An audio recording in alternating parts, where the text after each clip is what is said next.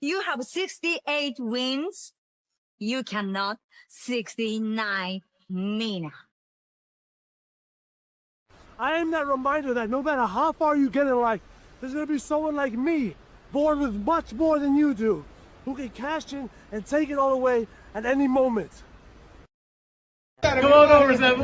I'm being see, earlier I said something stupid to him, and now this is my receipt. Okay? Sabu's just sabotaging you. Yeah. He sure did. Yeah, he's taking over. Hijacking is a better word. You're right. Good luck. Ooh, follow the white rabbit.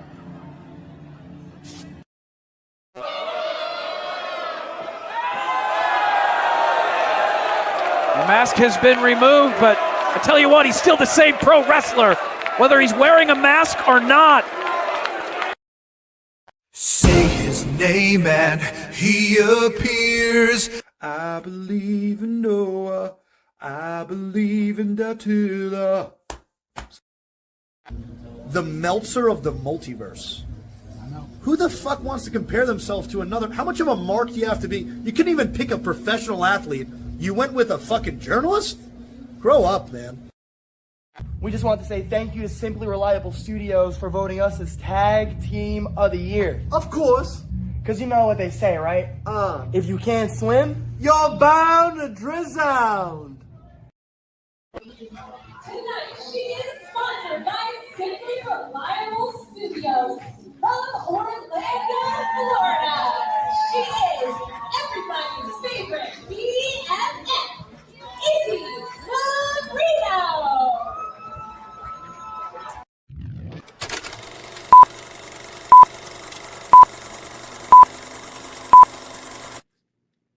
Heyo, this is Jack Cartwheel. You are watching Simply Reliable Studios. get it? Got it.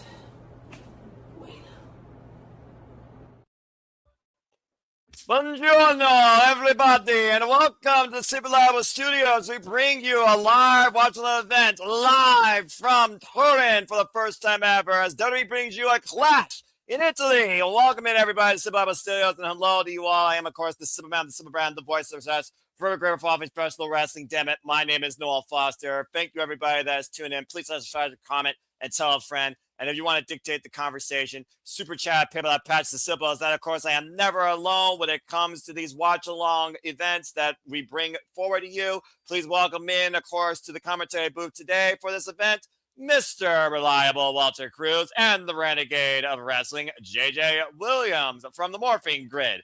Gentlemen, it is once again that time for the WWE to take center stage from another first time ever international landscape as we come from Turin, Italy for this unique event. How are you this fine afternoon? Walter, I will start with you. I'm awesome. Ready to get coverage interesting. The European crowds bring the noise, so I can't wait to hear this. Even if the PLE itself or the matches aren't the greatest, the audience somehow makes it seem like it. So I actually love when they're abroad. It's a one-of-a-kind atmosphere, and again, it's a first-time ever historical milestone in the WWE universe ecosystem as we look live at capacity crowd on can in the Finale Arena, of course, from Turin, Italy. And I hope that everyone enjoys this clash by the end of it this evening. JJ, how are you this afternoon as we get ready for this festivities? I'm doing well. You know, I'm excited to actually be here for a watch along PLE, at least for now, you know. I know we kind of talked about potentially giving you WWE off, but I feel like a nice, calm, if we can call it calm, 3-man booth with us. It's a nice way to go. And to Walter's point, these international crowds always somehow make the PLEs seem better. As we respect the mat, because the mat is sacred, as the Reign General Gunther graces Italy with his presence. And of course, Gunther, the ring general, formerly known as Walter, was a mainstay name and a dominant force across the entire European independent scene, whether it was progress or over-the-top wrestling against the rivals, the likes of Jordan Devlin, Bruiserweight Pete Dunne, British Strong Style, and Gallows, and of course, the longest reigning NXT UK champion, longest reigning WWE Intercontinental champion, of course, in WWE history, now known as the career killer, killing the careers of AJ Styles, Goldberg, and John Cena, looking to choke out, promises to choke out Kuros Knight and win the undisputed WWE Championship. Yes, Walter. It wasn't the last time Gunther in Italy he lost the World Heavyweight title. I just thought about that. He lost the title in Italy last time. You might be correct there. I'm trying to think of which title you may be referring to, though, because I know it wasn't a WWE championship. Because, of course, the World Heavyweight Championship he lost at SummerSlam. The Intercontinental Championship he lost at WrestleMania. We got Italian commentary here in Clash in Italy as well. Shout out to Michele Posa and Luca Francini.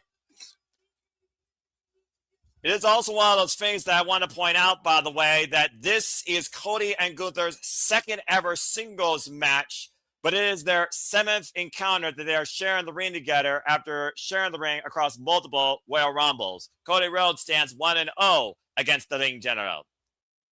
Let me get the graphics, by the way. As of course, we come out to wrestling as more than one royal family.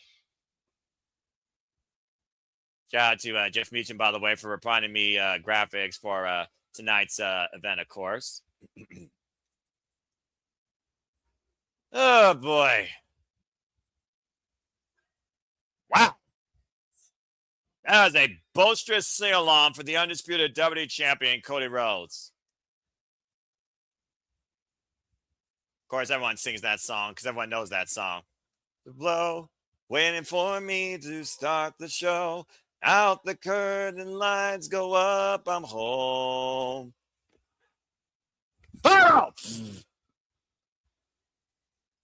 Cody Rhodes, of course, our current and still undisputed WWE champion after outlasting the Viper, Randy Orton, and beating earlier this year, Drew McIntyre, has been the QB1, the mainstay, the final boss as of late in the TKO era of WWE, and a man that Gunther has been unable to beat. Cody said himself when Gunther arrived on SmackDown, I'm an easy man to find, but I'm hard to take down.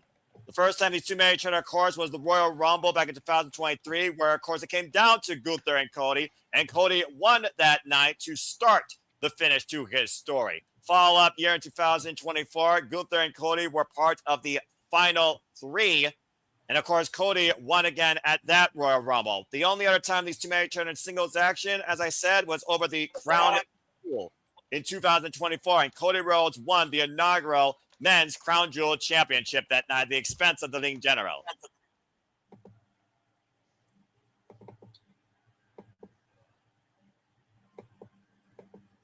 And, of course, Gunther has been very vocal about Cody Rhodes' entitlement and self-fulfilled rise to promise, basically given everything here in this business. Like Gunther has proven for the entirety of his career why he is the ring general and why he claims this mat is sacred. Believes that he is the one that appreciates this sport the most.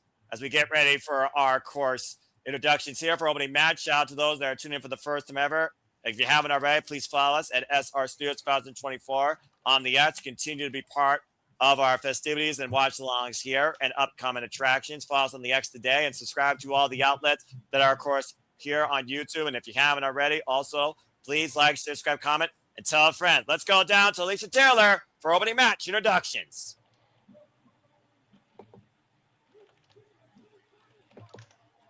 One fall! I'm so glad the international crowds still do that.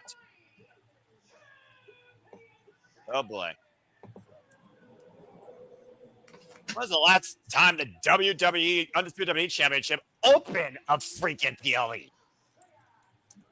Right? I thought they were going to open with Gunther and Brock. I think you mean Oba and Brock. Yeah, Oba and Brock. I was thinking Rhea and Jade were going to be the curtain jerker because that's the rightful spot for that match. Gunther, 38 years of age, involved in this business now for 20 years, trained by the likes of Stone Pitbull, Tomohiro Ishii, amongst others.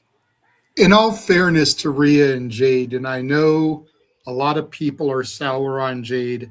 I know a lot of people are tired of Rhea as the champion, but you don't put the Women's World Championship as the curtain jerker when you've still got the Women's Intercontinental Championship on the show. Well, to your point, bookending it with the two main championships is the right thing to go. And God damn it, I don't care what you say. I don't care what WWE says. They can try to peddle their propaganda all they want.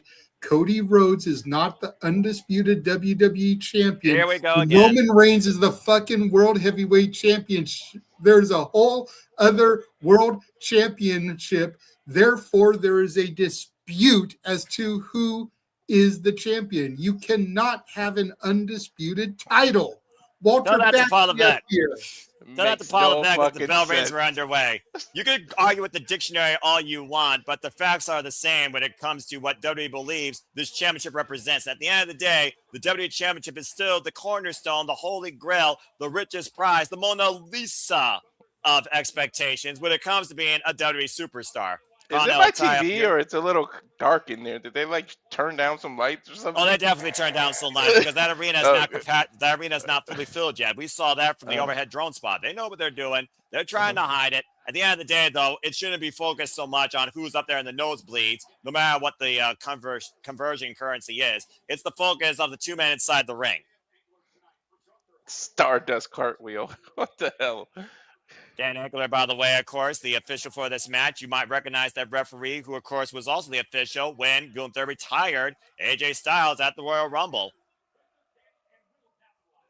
The Greco-Roman knuckle lock being applied here. And, of course, right now, Champion's advantage, title on his hands, be a pinfall or submission inside the ring. And for Gunther, he has to try and find a mistake in Cody Rhodes' offense, in Cody Rhodes' amateur wrestling repertoire. Because, again, Gunther knows that Cody can't beat him.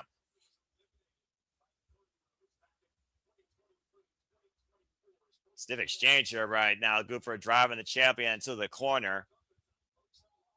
And, of course, Cody has had a whole lot on his mind ever since WrestleMania. Vicious knife-edge chop by the Ring General, Gunther's greatest weapon. You could ask a slew of individuals from this business how devastating that chop is. And, of course, Gunther, for many that don't know, is a throwback. He's a traditionalist. There's nothing flashy about him. It's just effective, and it's original, and it's down pat, and it's fundamental. Oh, man! And he ran right into, springboard right into that chop.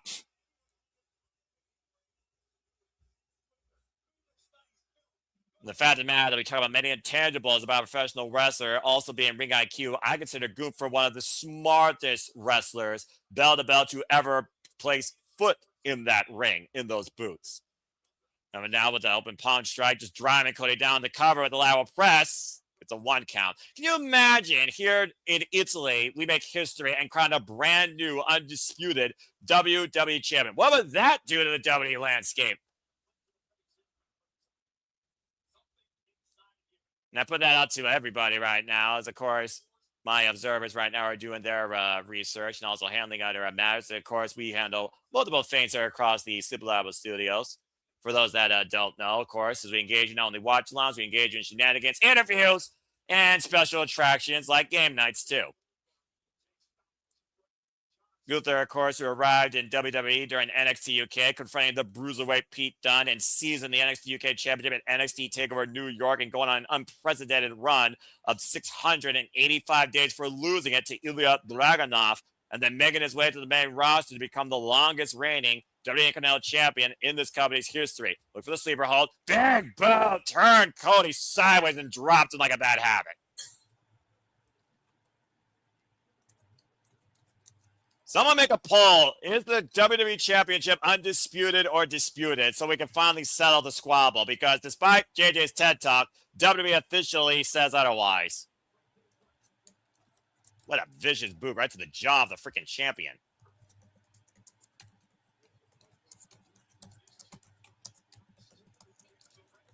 And of course, we talk about Night of Champions coming up here. Cody Rhodes, King of the Ring last year. Gunther, of course, King of the Ring back in 2024 at the expense of the Viper, Randy Orton, as we prepare, of course, for Clash of Champions next month, or Night of Champions, excuse me, wordplay, Night of Champions next month. And yes, folks, we'll be covering that, along with so much more.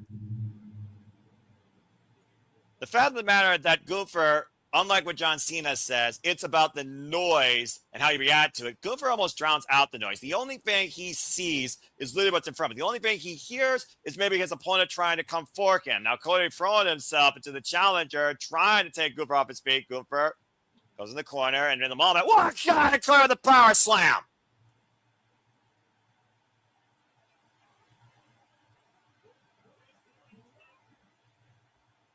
Opening bout so far here. Shout out to those that are tuning in to a WPLE for the first time on ESPN. This, of course, after these two matches. This will be exclusively on ESPN Unlimited. Flip-flop and fly with the bionic elbow. Shout out to the late, great Dusty Rhodes. Get to the midsection. Now Cody, look at the channel. Is in her pedigree. Is it game over for the ring general? Kick out at 2.5 for Gunther.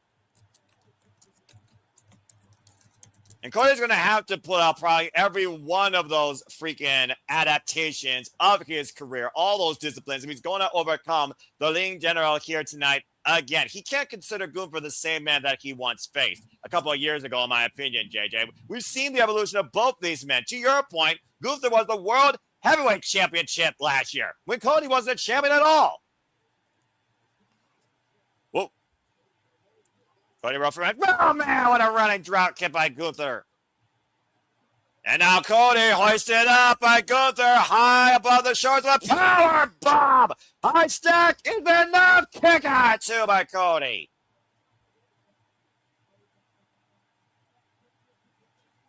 Good grief. Impact driving that man down. Center of the ring and stacked the shoulders up. And of course, Gunther, all near 300 pounds of his body weight, pushing down on the undisputed WWE champion. And Cody Rhodes forcing his way out. Now going to the splash, gets the knees up. And now Cody off the second rope. Disaster kick connects. And Cody Rhodes filling back in the driver's seat. Once again, looking up at the ring general for the very move here with SmackDown. Crossroads! Chain, hook of the far leg, kick out two by Gunther. If you look in the bottom corner of the screen, Noah, there is now actually a poll up. I want to be in serious. You know what? Fudge it. Why not? This is all about the word of the day. It's interactivity. So now the community can let their voice be heard, much like the Renegade J.J. Williams did. And again, say it and freaking hit it in the freaking poll. Go ahead and get the word out and use the hashtag WWE Clash to be part of the conversation, and also use the @SRStudios2024 to bring us forward in the conversation for the coverage here tonight for Clash in Italy and future WPLE events in your feed. Now up to the top log for a big Cody caught up, but immediately rolls from the shoulders. Oh, man. Great move by Cody, escaping the sleeper turn to pin-in combination. Gunther immediately though going back to the sleeper hold, though, as Gunther promised tonight that he will put Cody Rhodes to sleep, much like he did AJ Styles, much like he did to John Cena. And Cody driven down to the ring right now. Gunther with his body grapevine around the champion. Cody might be starting to fade here. Gunther again refusing to let go of this hold. Full body weight right now being carried by Cody Rhodes. Again, Dan Ankle was the one to call AJ Styles incapacity. If he calls that tonight, Gunther will claim victory and the WWE Championship. But they're trying to find somehow, some way to force a looseness in Gunther's grip around his throat. And again, Gunther applying Billy Robinson fundamentals here, changing position almost within 6 seconds just to keep pressure and control on this submission. Cody, though, hoisting out Gunther on his back in an electric chair drop. Great space, but only for a split second. Gunther immediately back on the sleeper hold again. Now the well-placed elbows hammering down, driving out the air of the champion, immediately squeezing the life out of Cody. Oh, those elbows are right to the top of the head. That'll knock your equilibrium off. Now, you would know MMA expert, and right now, Cody Rhodes might literally be fading, nowhere to go, center of the ring, the arm literally just a fingertip away from tapping, the head down. Cody Rhodes is literally passing out here, folks. Gasp me for it. Look at the discoloration here. There's no way, dude. Oh my god. Can you imagine? I couldn't, especially with Street Fighter coming out later. They're gonna have the Cody not being promoted as not champ. The audience right now willing on the champion who finds his way to force the rope break with his length, with the boot on the bottom rope. See, I hate the fact that everyone keeps bringing Street Fighter into this and promoting the movie. It's like the movie doesn't come out until October. He can get the belt back at SummerSlam if they want to correct it. Much There's like it did plenty last of time for him to get the belt back in order to still correct it if that is something that they are seriously concerned about. Yeah, you don't have to be a champ to promote a movie any damn way. Thank you. I'm so glad someone said that. Matter of fact, it's better to not be the champ because then you're not taking somebody like a high champ off of TV to go promote and everything. It's better that you're not the champ while you're doing that. You're also not taking the world championship hostage from the company in a way. No, there's some truth to that, but at the same time, both Cody and Roman are going to be in Street Fighter. Both of them are currently your champions. So that is a bit of a positive thing for presentation, for marketing. Again, all the things that Noah hates talking about when it comes to professional wrestling. You know, when you put those things into the mix here, it is a positive as far as promotions and eyes on the brand, which is something WWE has always been concerned with, is eyes on the brand. Well, right now, Cody's been concerned about this running lariat by Gunther as he goes up the second rope, looking for the Cody cutter again, immediately caught in the sleeper, side headlock. Now Cody with a sleeper on Gunther. And now Gunther pushing Cody up the ropes, up the second again. Cutter connects. What a furious exchange. Cody Rhodes once again looking to follow through, takes Gunther down with a lariat. Today it's Jeff and Walter that are on the same frequency. Look at that. Oh, hold on. I was blocking the comment. What he said. Neither Cody nor Roman. Yeah. Second crossroads by Cody, hooking the near leg to retain, and got him. Wait. He cheated. He pulled his leg off the rope. Did he not have his foot on the rope?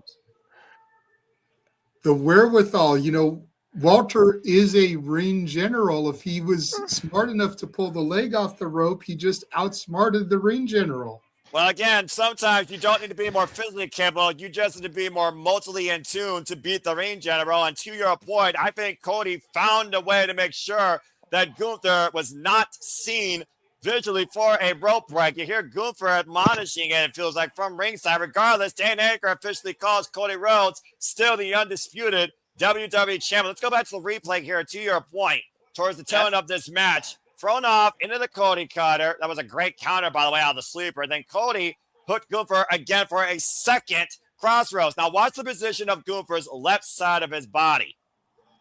Let's look again at this crossroads replay here and notice the positioning of Gunther close to the bottom rope. Cody hooked the near leg.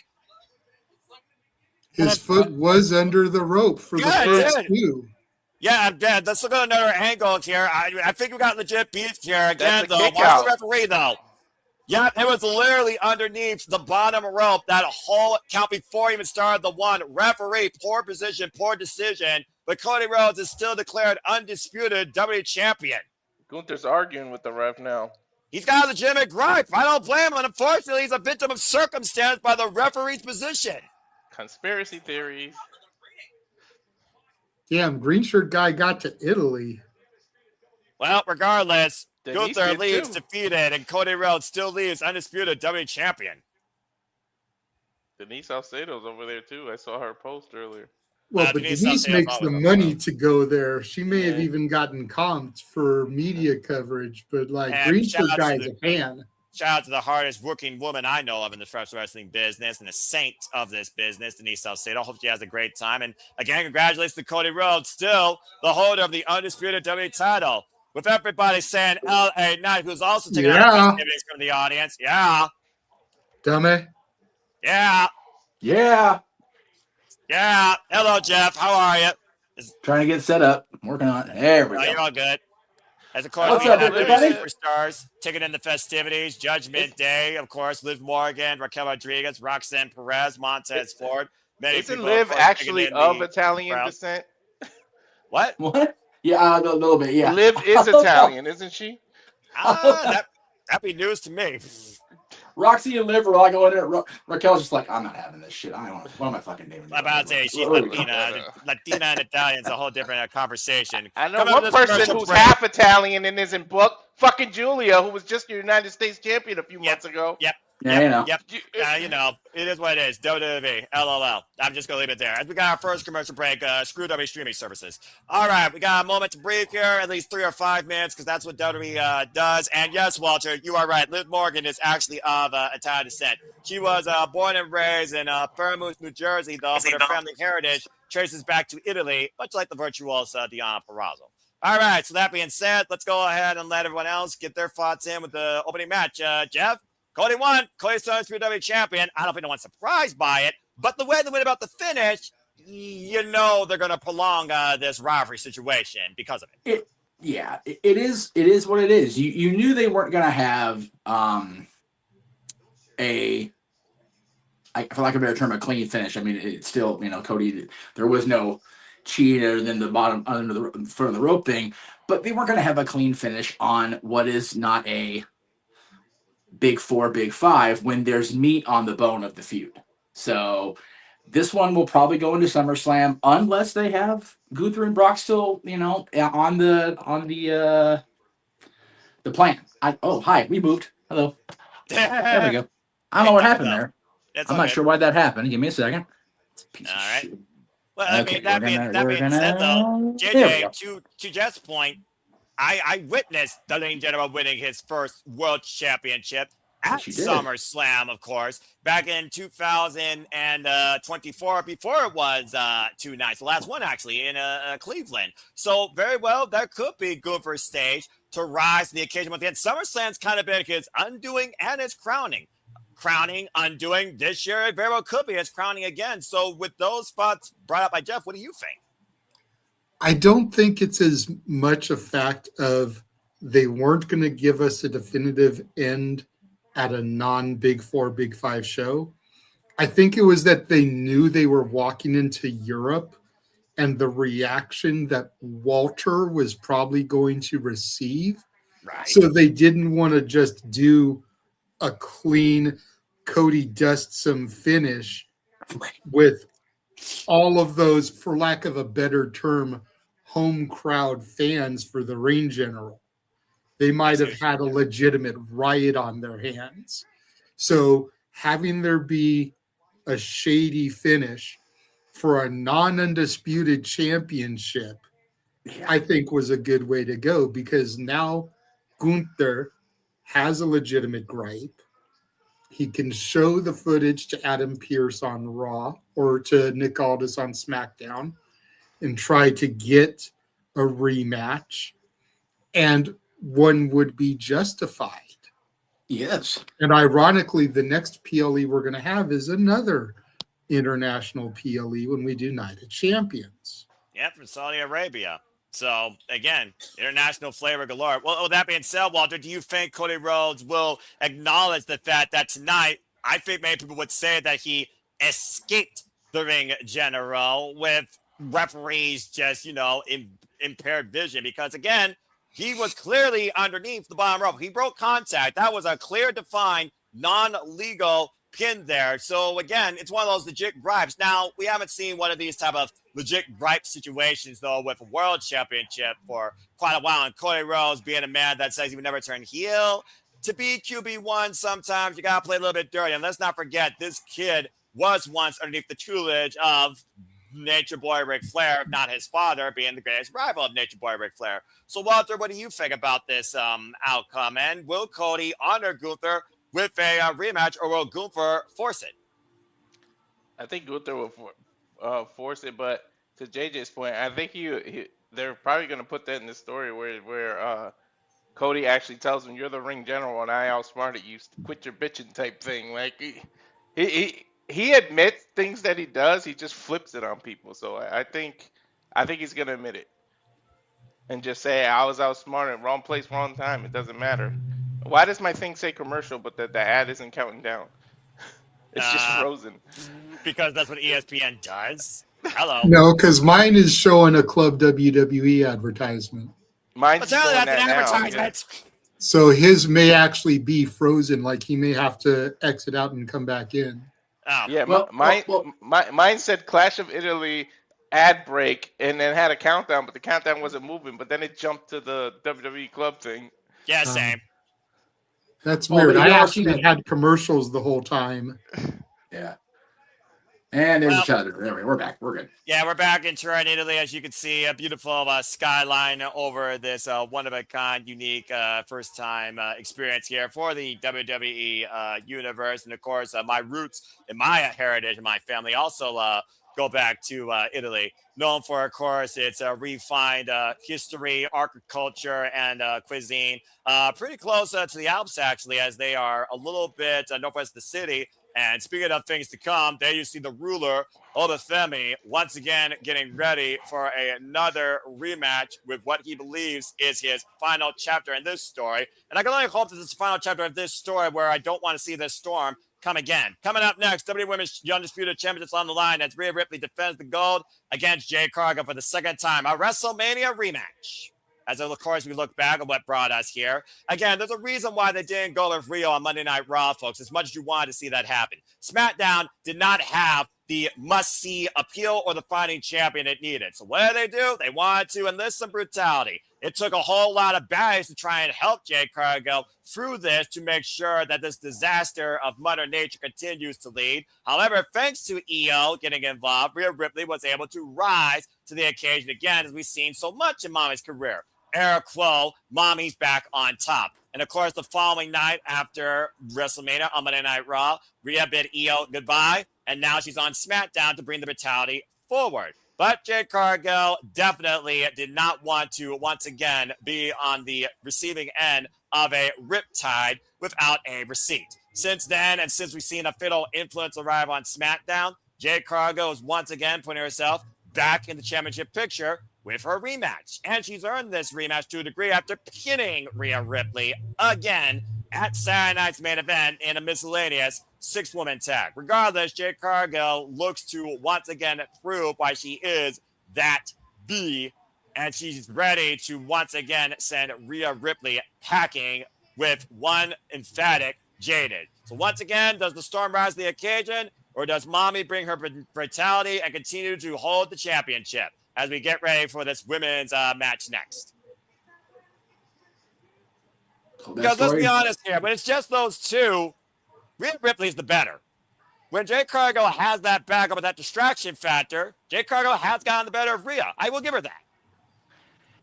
JJ, I want to ask you before I dip out. You've been both of us on the right side have been the Jade Cargill fans for sure. But the Jade Cargill in WWE experiment, now that she's not the champion anymore and she's challenging, she's got backup, is it working? Or is this match the key? If she loses the championship match, what happens now? Is Jade Cargill working in WWE? I think it is. I mean, yes, they definitely carried a lot of the AEW presentation over. Yes. The music is very reminiscent of her AEW theme. She's now got her baddies with her. Right. And, if we're being honest, I can take or leave BFAB. But any reason to get Mia Yim on my TV on a weekly basis, I am in favor of. Yes. I would rather she stand alone. I would rather she had defeated Chelsea Green for the United States Championship. Agreed. Instead of Julia. and they could have traded it back and forth because there was already that rivalry there. Yes. But whatever needs to be done to make sure that Mia Yim is not in that next group of cuts, considering like 90% of the people that Walter and I met in Vegas from WWE got cut that week. Right. Let's keep that, happening because and to her credit, she told us to keep using Mia Yim when we speak about her because she wants that fucking name back. She's over. Thank the Lord she realizes that. Well, she never really wanted to change it, but she picked the nickname because it had some kind of meaning to her. But she wants Mia Yim back. Yes. And she acknowledged that to us. So it's just like any reason to keep her on my TV, I'll take it. And is she somebody I would have picked for one of Jade's baddies? She probably wouldn't have been my first choice, but I think she fits. Oh, she does. I could see Jade walking out of here with the belt. Okay. And like I told Noah on Simply Predicting, it's been a minute since we had two champions trade the belt back and forth during a feud. Yes. The last one I can really think of is Sammy Guevara and Scorpio Sky over the TNT title. Yeah, that's probably accurate. As far as most recent, you're probably right, but what you're basically doing is you're trading a supernova for a dwarf star as Rhea Ripley arrives in Italy. But nonetheless, I can understand what you mean. That depends on your outlook because there are people that like Jade. Jade is not going to be the in-ring performer of Rhea Ripley, of Io Sky.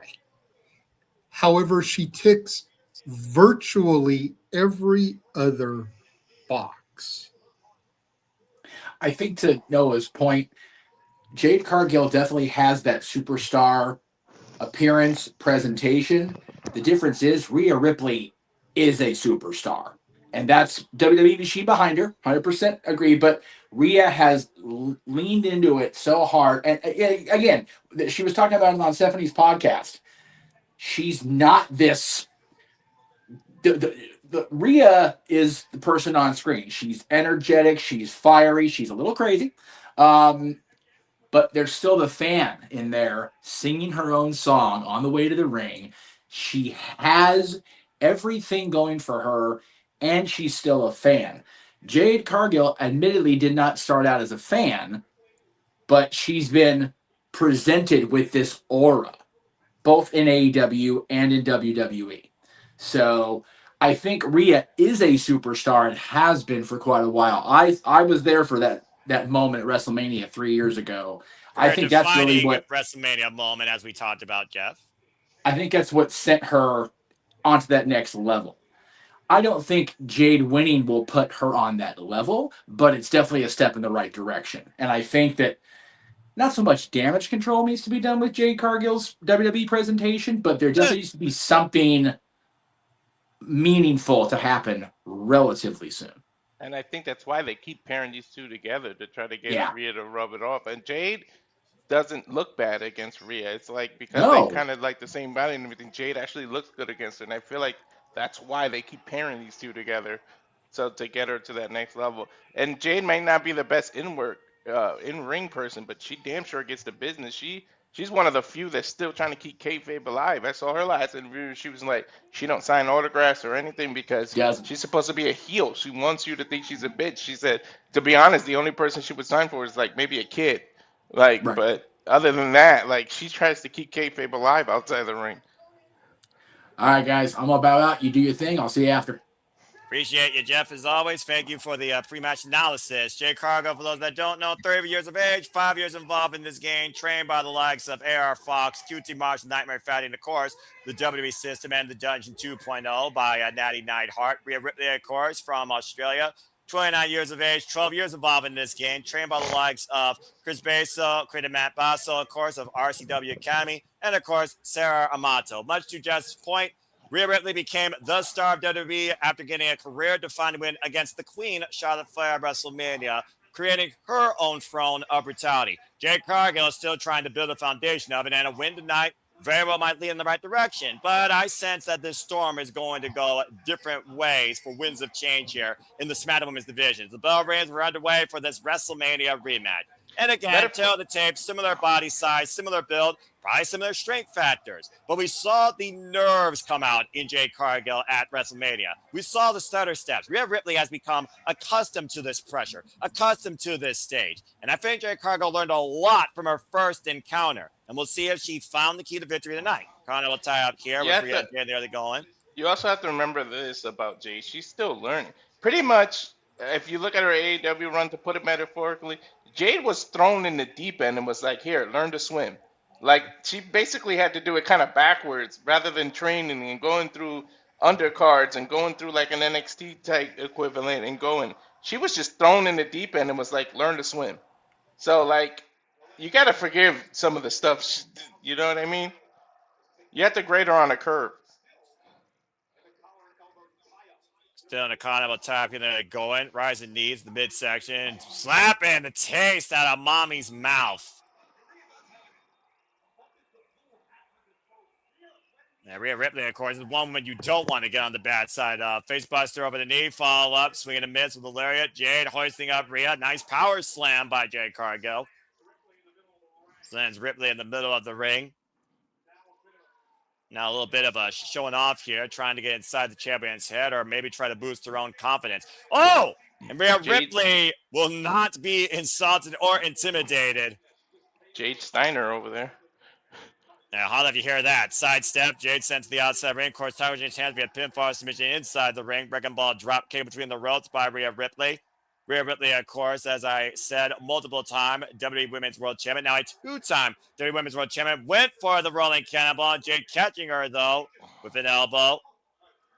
Impressive by Jade, catching Rhea Ripley out of the forward somersault. Oh, man! Driving her down face first on the apron.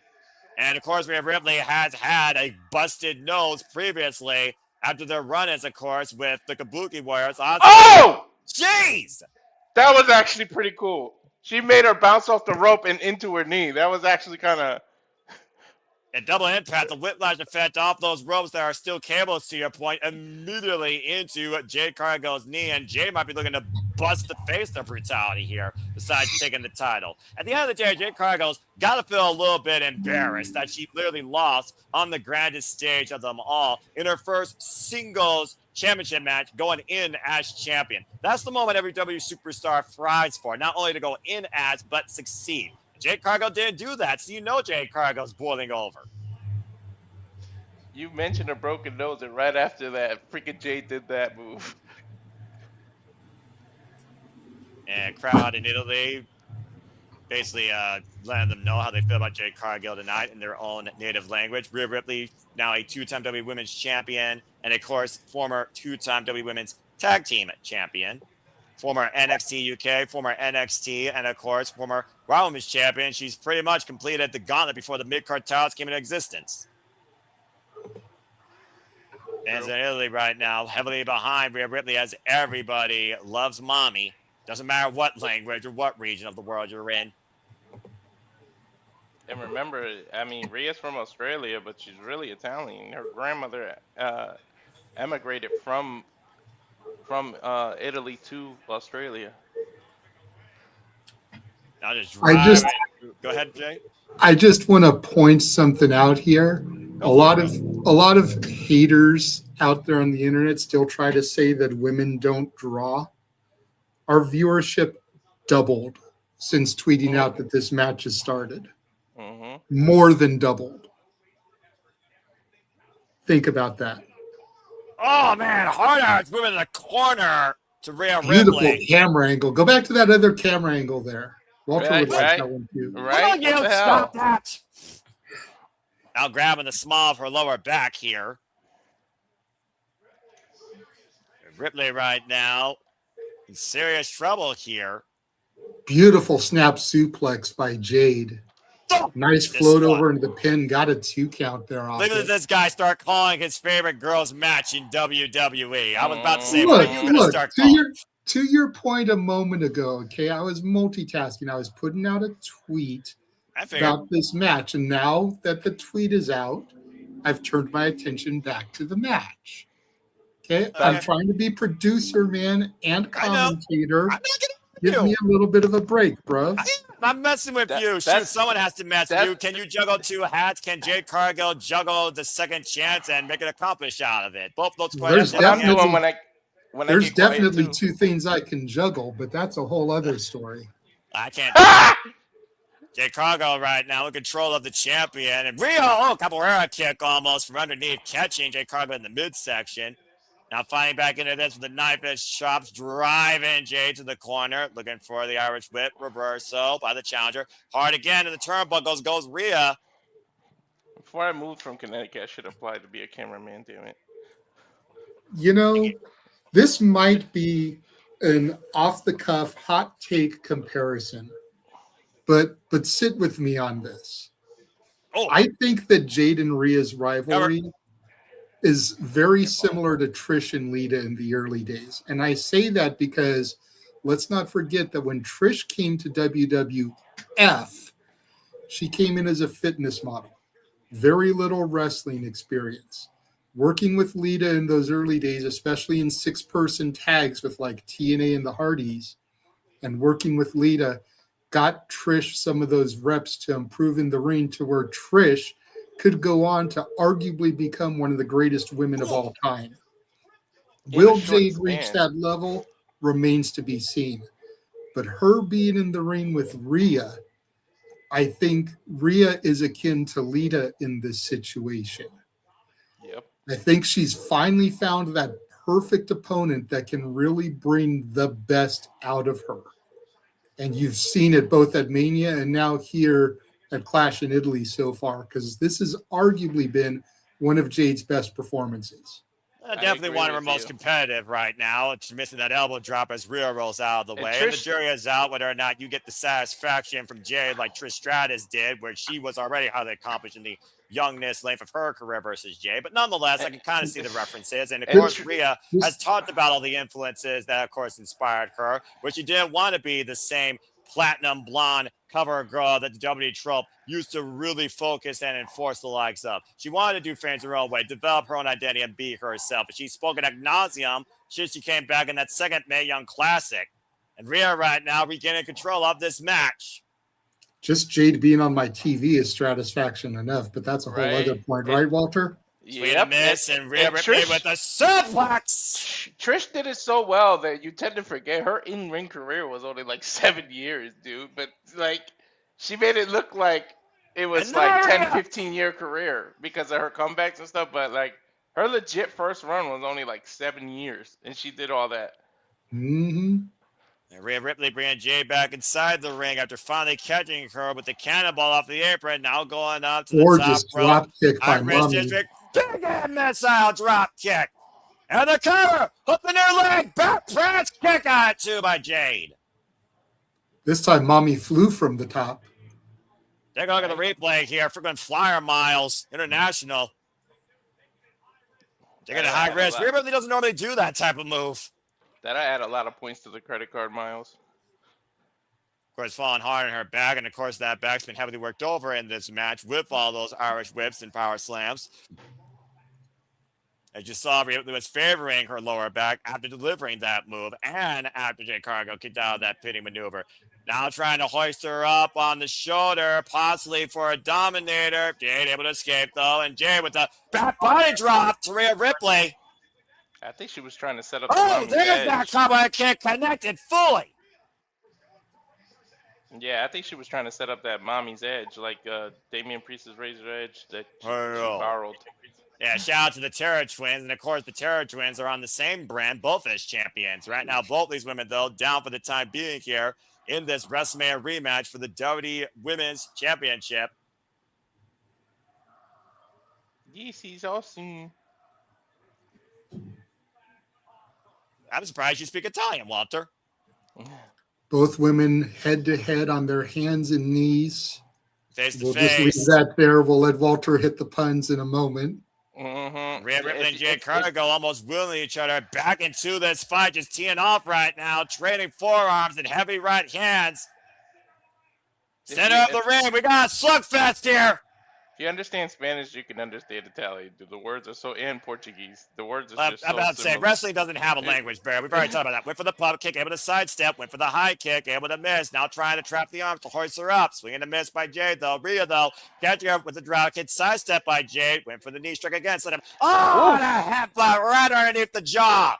That was a And Jade might be on her feet, balls. looking for the pump handle. Jade finds Beth, though. Back elbow strike as Jade knows that danger of the riptide. Whoa, jumping kick. Drops Jade to a knee. That headbutt is dangerous, dude. To the person giving it and the person receiving it. And once again, we'll work out this time. Hoist her up for position for the Razor's Edge. Shining Wizard connects. Now the hook on the far leg side. Press kick out at 2 by Jade. Bro, when the hell has Rhea ever hit a Shining Wizard? What the hell? Well, out all the stops here tonight. Shout out to Nixon. Shout out to Nixon Newell. You're saying, JJ. Yeah, I was going to say, Rhea's pulling out shit that she doesn't usually have to because Jade is that strong of a competitor. She's making Jade look like a beast. Mm-hmm. Well, I'm hoping that she tames this beast here, and I don't know how many beasts actually are on the streets of Italy, but we'll see soon enough who wins this. Brock Lesnar is there still. Let's not forget that. Fair As enough. is Femi, the ruler. Well, ruler, beast, two different animals of the animal kingdom. Up on the shoulders. Jade trying to hook Rhea Ripley up and over the top. Whoa! And Rhea somehow landed on her feet. Still has Jade Cargill in position. And electric chair now face first on the apron. Hardest part of the ring. Ooh, that would have busted. How the hell did Rhea Ripley maintain hold of that position? And the cover hook of the far leg to return kick out at 2.5 by Jade. The strength of both women. That's crazy. You can see the beads from Jade's outfit scattered across the ring. They keep falling off her with almost every slam. The fact of the matter that Rhea Ripley maintained a vertical position with all of that pressure driving down her lower back and delivering that offense to Jade Cargill. Incredible resilience. It's like Sonic getting the coin slapped out of him. Right? First off, it's rings, dude. Botch. And I'm going to botch you as a video gamer. Shame on you. Looking for the riptide. Up and over. And once again, got her hooked. Nope. Able to escape again. Trapping the arm. Same way she got her WrestleMania. Does she escape this time, though? And DDT. Oh, shit. Beautiful DDT counter there by that bitch. I've never seen the Riptide get countered into a DDT. That was awesome. And Jade Cargill rolls over into the corner. Rhea gets the shoulder up at 2. Look at this again. Just boom, so fluid. You talk about video games. Somebody spammed the reverse button right there. Well, again, Jade Cargill knows how Rhea Ripley delivered that at WrestleMania. Clearly, she learned a thing or two. And as I talk about in this business, a defeat is not necessarily a defeat if you don't learn something from it. And clearly, Jade has learned a lot from Rhea Ripley. And again, Rhea out of the corner, though, as Jade was on the run. Thunderbomb. Caught up and, set down the blood funnel cover. 2 shoulders. Don't even count. Don't even count. I love you, Walter. Again, Thunderbomb without rotation. Over the shoulders. Yeah. This is why also to the point you see how like they're scared to take each other's finisher because it's so devastating. That's why finisher shouldn't be over spam because see they're both telling the story that once they hit the finisher the match is over. That's why Jade is so careful to not get hit by the Riptide and Rhea is just not letting Jade hit her move because the finishing move is devastating. But when you keep spamming it and overdoing it, you lose that aura of the finisher being a finisher. Well, there's more of a finisher, and then there's the drive of your adrenaline to your health bar hits 0. Either way, you do go one route to victory. And we've seen across both companies here, and we are seeing Rhea Ripley and Jade Cargill go to a different realm. Sweep that win tonight, and possibly, Walter, you might be on to something here. She drives Jade Cargill face first in the top of the ring post. Shades of what she did to Charlotte Flair at WrestleMania 39. And position avalanche back body drop. Backdrop and knock the rings off of her again. Backdrop suplex. Rhea crawls to the cover. Hook the far leg. Turn attack. Kick out 2 by Jade. Dude, Jade's putting on a match. Well, both of them are. Telling y'all, stop sleeping on my girl. I said it all the time. That's why I said they keep pairing these two up because Rhea brings the best out of her. Well, Rhea Ripley right now needs to focus here because here comes. Oh, great. Here comes the The trash Timu posse. baddies, as Noah calls them, making their appearance. And of course, Sky's nowhere to be found now as Rhea Ripley is on her own on SmackDown. Again, distracted. One shot, a pump kick by Jade. Rhea should have expected this. Now hoisted up and got you. No, roll through. Double stomp to the midsection. Uh-oh. Says There it emergency by comes. Rhea Ripley now, knowing that outside interference is looming. Hooking to hook up Jade for a riptide. Too close to the ropes, I guarantee And it. Gunther hooked the near leg, and to your point, the baddies with the save. Blatantly in front of the official, though. Damn, B-Fab, you can't grab a leg? That's why she's not wrestling the match. Mm-hmm. Well, she got caught, so referee in per position that time as the baddies just got ejected. Yep, as quickly as they entered the match, and now they're gone. I knew by position alone she was too close to the ropes, that there was going to be a foot on the rope. Now Rhea, though, taking her attention away from Jade Cargill, focusing on beef and from the outside. The Queen! What? Crossbody blocked by Charlotte Flair. Crossbody off the barricade. I remember that face-to-face on SmackDown where Charlotte Flair and Rhea Ripley talked about we had to remove the Jade Cargill problem before we could focus on the fatal influence incident. And Charlotte Flair neutralized the badge, but Jade Cargill tried to convince Rhea Ripley inside the ring. Rhea just got shit! No, now Rhea's too close to the ropes. Look at the narrow leg by Jade, and Charlotte Flair puts the foot on the barbell, saving Rhea first this moment. Oh, shit. Jade Cargill's made more than one enemy on the SmackDown women's roster this year, folks. Rhea and Mommy on the same page. This is what Alexa Bliss was trying to achieve as Jade Cargill hooks her Ripley for a choke save and escape. What another headbutt! Finish her, damn it! Now the platform hooking her up. Away from the ropes. Connects. Pretzel. Cover. Rhea Ripley retains the championship. But let's see if Charlotte's going to win a title match as a thank you. I'll be for it. But that being said, congrats to Rhea Ripley retaining the WWE Women's Championship. And of all people to come with the assist, her greatest rival, Charlotte Flair. I kind of want to see Charlotte and Jade feud over the U.S. title and try to make that important.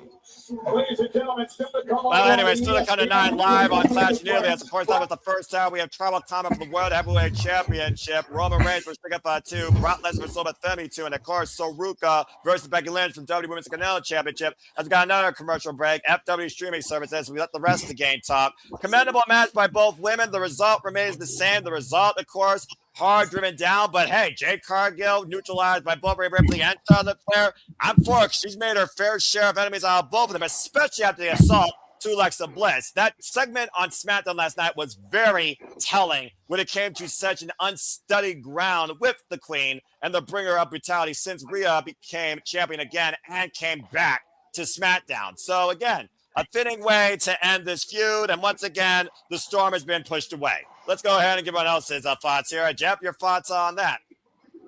Testing, new audio. So I'm just making sure. You're good. Okay, cool. Yeah, like I said, I am all here for the crossbody and all denim from the Queen. Let's go. I'll say. Every time I appear on camera these days, it seems to be the phrase that comes out my mouth because I'm so rarely on camera with everybody a lot, apparently.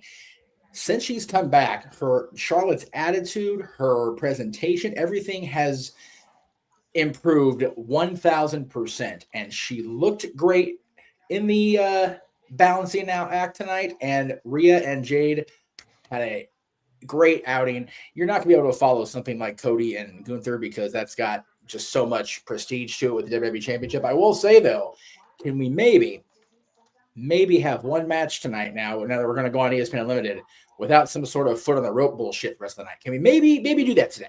Maybe. Well, considering we still got Becky Lynch, I think you are in for another reoccurrence. I'm just going to leave it at that. But again, commendable match by both. I definitely respect what they 100%. both brought and what they followed. And again, Rhea Ripley, there's a reason why the phrase goes, mommy's always on top.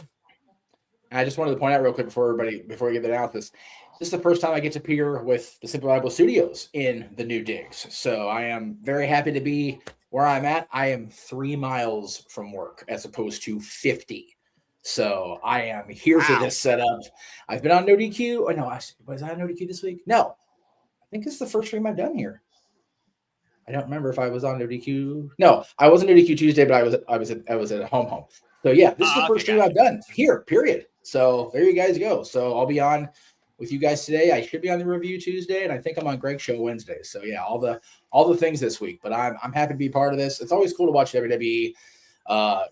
Walter, I think Walter mentioned during the pre-show when I was trying to get set up here, these international crowds are a whole other animal, and they always bring the energy. They're singing the champion to the ring. They're singing the challenger to the ring in the opening match. They're into everything. This is the first PLE in Italy, so these guys and gals are starved. They want their WWE. They want their premium events.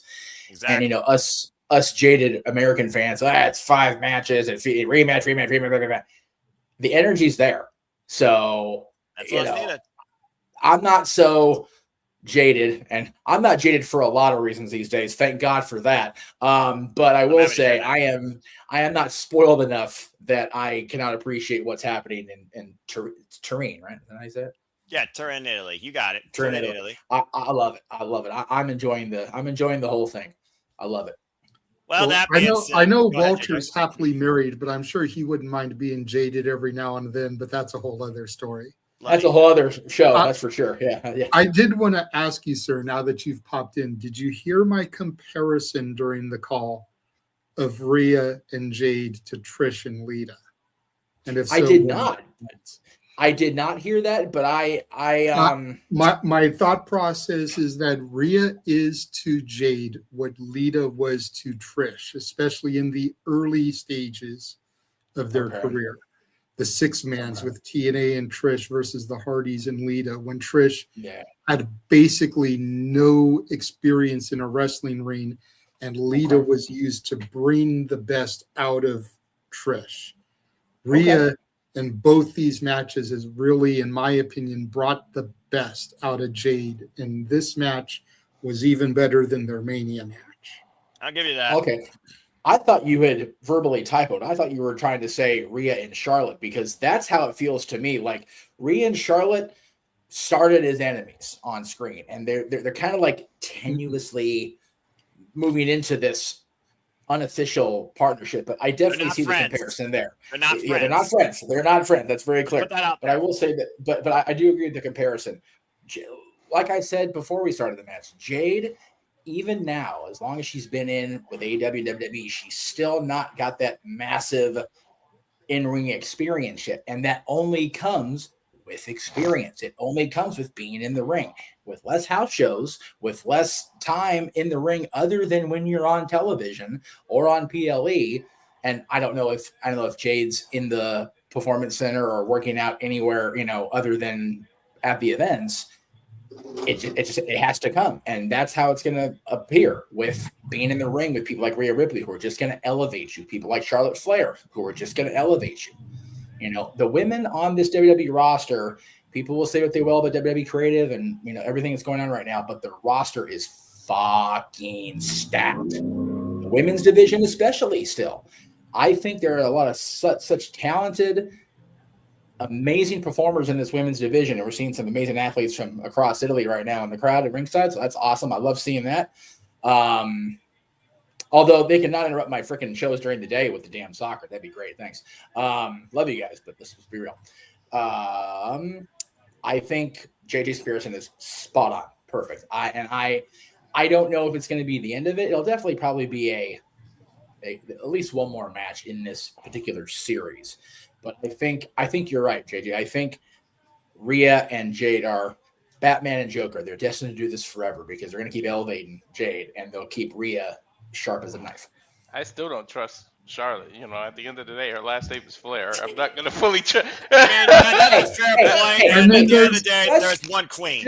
Just because her dad can't help it almost through her brother, it's a whole other family dynamic going on. You know what I mean? Well, I mean, when the name Flair is associated with the dirtiest player in the game, I can understand Walter's point. Like, it's hard to trust a Flair. It 100% is. 100% is. Even when Rick was a babyface in the day, it's like, okay, when are we, right? It didn't stop happening until long closer to the retirement, right? And even then, when he went to TNA, he couldn't help himself. So, no, he couldn't. And he tried to make AJ Styles into that, and then he tried to create a fortune. So, I mean, it is what it is during that period of time. AJ Flair was something I wish I could have the Men in Black come and just neuralize out of my brain forever.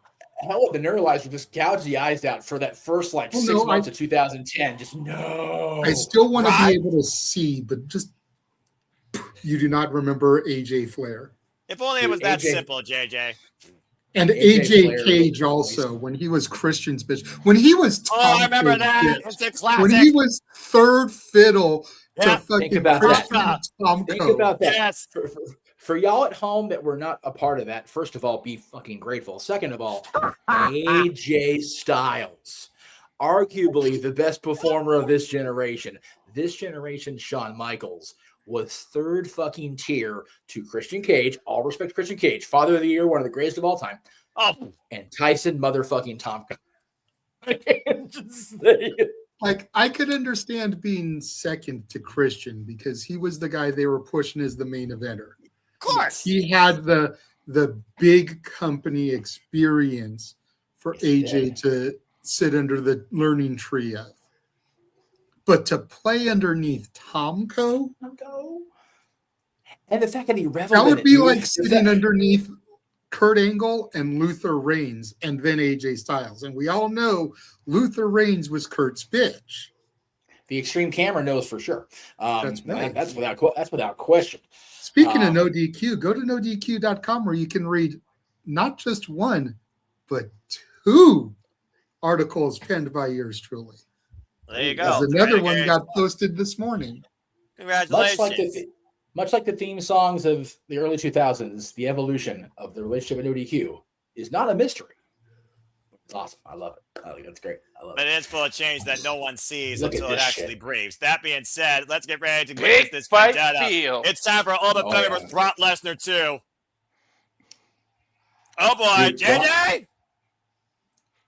Well, here comes the pain. I've been waiting a long love time it. to hear I you love say it. it when I thought it would never be said again. But that point, it's the big Brock Lesnar! This isn't Brock a match. This is a Lesnar- fucking fight. Brock Go ahead, Lesnar Jeff. walking out on ESPN for a fight just like legitimizes the ever-loving shit out of this. You know what I mean? Like, For the second time, might I add. But the last time he Yeah. went out for a fight, Jeff, he was decimated in less than 6 minutes over freaking domination brought by Femi. And tonight, what we thought was literally a retirement might very well be a resurrection of the beast incarnate. As we're using an Italian word, Brock Lesnar and Femi are both looking for a vendetta. Neither man's looking for a win. Both men are looking for an end. It's just a matter of who's going to go more lethal towards that end tonight. And You know, especially for when- the- that's like Brock's fucking UFC gear on top of that.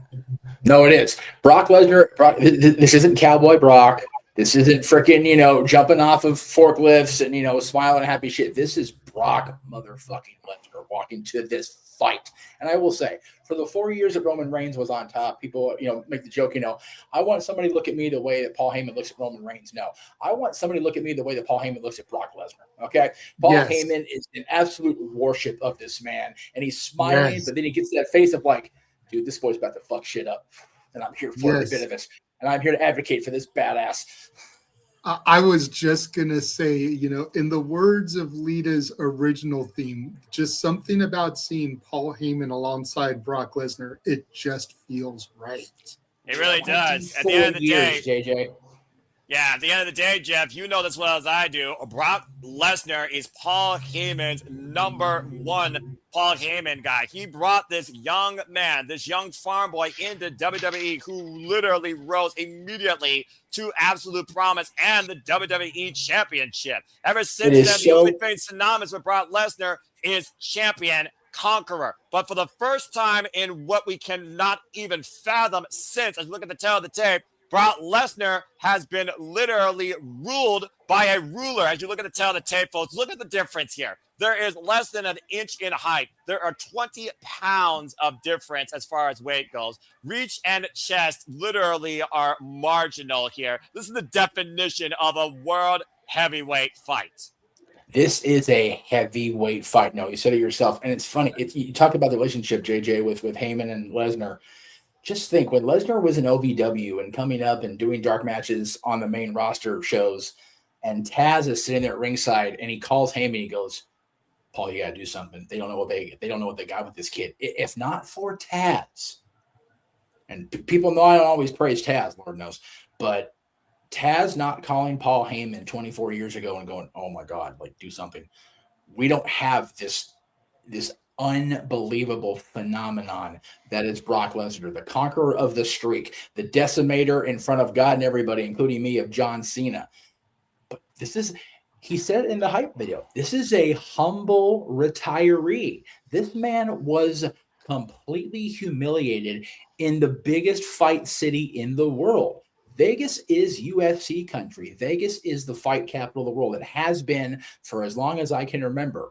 And Lesnar got punked out in under 10 minutes, whatever it was, at WrestleMania in Vegas. And now you've got this guy, Oba Femi, who I believe I was the person, and I could be wrong, who coined this guy day one. Bad motherfucker. He's got to prove it again tonight. Listen to the crowd. Like, you tell me Crowd Oba ain't a goddamn star. He's O-V-E-R, Walter. I think you mean O-V-A, as Oba is Ova. But that being said, yes. Oba Femi is also the man, to your point, that literally conquered the Beast Incarnate and truly cemented his spot as WWE's ruler. But since WrestleMania, it's almost like pretty much he's been having everybody bow down to him, realize his presence. Nobody opposed him. And the one that opposed him was the very man that he took this spot from, Brock Lesnar. It's a very rare occasion that we find Brock Lesnar considered the underdog in any fighter, any match in his respective career in WWE. And I very much would say, despite the fact he hit Oba Femi with 4 F5s consecutively and the ruler was still stirring, Brock is still the underdog tonight. They're making this seem like I don't know if it's just because of me, but they're making this look like a UFC fight. I feel like I'm watching a heavyweight UFC fight right now. I gotta be honest with you, Walter. I agree with you. As I bow out, let me say this. It took 3 F5s, a concussion, and over a year and a half for The Undertaker to get his revenge on Brock Lesnar. Oba took 4 F5s and was back on TV a week later going, bring it on. This fight could be make or break for not just Oba Femi. Oba Femi's already the guy. Like he's clearly the path they're taking. Brock Lesnar, for the first time that I can remember, has something to prove here. It's wild. He hasn't had something like that in a while. And if you believe Long in multiverses, Brock is pretty much staring at himself in a different multiverse. No, if you look at the tape, they're the same fighter, except Oba's in Brock's head. No doubt about it. Have fun, boys. Thank you for that, Jeff. Let's go down to Alicia Taylor for the introductions for this match as Clash of the officially begins on ESPN Unlimited. Thank you all that are officially just now tuning in. Please subscribe, comment, tell a friend as we get ready for the biggest rematch in WWE history. Biggest in quotations. There is not a single fan not saying over right now in Italy, right? This is crazy. Oh boy. Buckle up, folks. One fall. It's not. Paul's asking for the mic. Of course he is. No one promotes Brock Lesnar like Paul Heyman. It's Paul Heyman.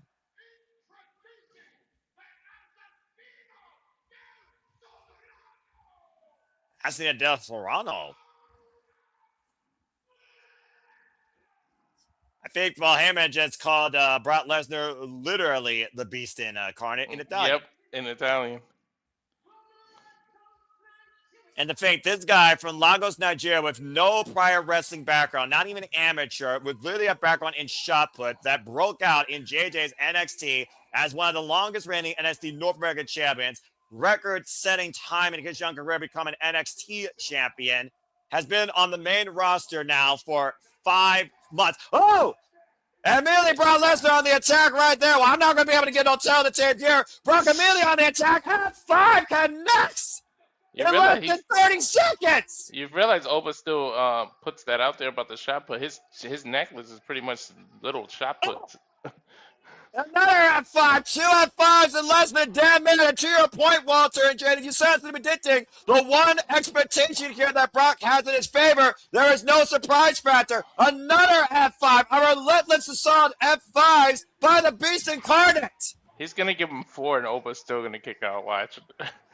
Well, again, he gave him 4 on Monday Night Raw 2 weeks ago, and he told him to stay down, and Oba was still stirring. Another F5. Cover him. What the hell? And the Beast has been unleashed. Oba kicks out. I knew it. I knew they were gonna do that. What would have been great is if Oba had kicked out at 1. Yeah, that would have made it even. Then you cut to Paul Heyman with his jaw on the ground. The one thing I also want to point out here, we have yet to see, as I was just about to call it, and Paul Heyman literally clearing my brain, Kimura lock applied. He has never let the Kimura in on Oba Femi. Oba Femi can survive the F5, but can he escape Brock Lesnar's lethal submission hold? You guys But realize Brock has to be careful to not have his shoulders down on the mat.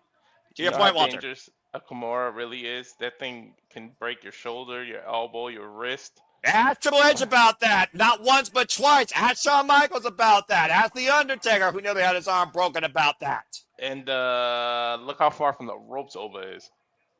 Again, Oba Femi right now is finding desperately to try and force the Beast Incarnate to relinquish this hold. But again, as you talked about, the body grapevine, perfect positioning, center of the ring. Oba Femi in a water trip right now. Very extremely rare circumstance to see Oba Femi at the risk of being submitted. He's picking and somehow Brock Lesnar up. Is literally picking up Brock Lesnar in the hold. Are you kidding me? 290 pounds planted. Ow. What a counter! You actually do more damage to your own arm countering like that, but whatever. Yeah, to your point, again, how many ligaments were literally torn apart during that countermeasure? And again, Brock Lesnar immediately trapping the arm, and Oba Femi grabbing the top rope, though. Japan senior official here in WWE right now, the official for this match. Oba trying to once again break the grip of the Beast, forcing Brock Lesnar into the turnbuckles. Brock Lesnar relentless, though, as Oba finally forces Brock to relinquish that hold. Have either of you ever seen Brock like this desperate? Like, you can call it what you want, the F5s. It's desperation to me that's why he's doing the match that he's doing right now. That was up on the shoulders to your point right now. Brock Lesnar will win another F5 connects. And another kick out from Oba Femi. Counter! And your point, JJ, what the hell is your freaking breakout tournament made of? He's not doing this to prove dominance. He's literally desperate.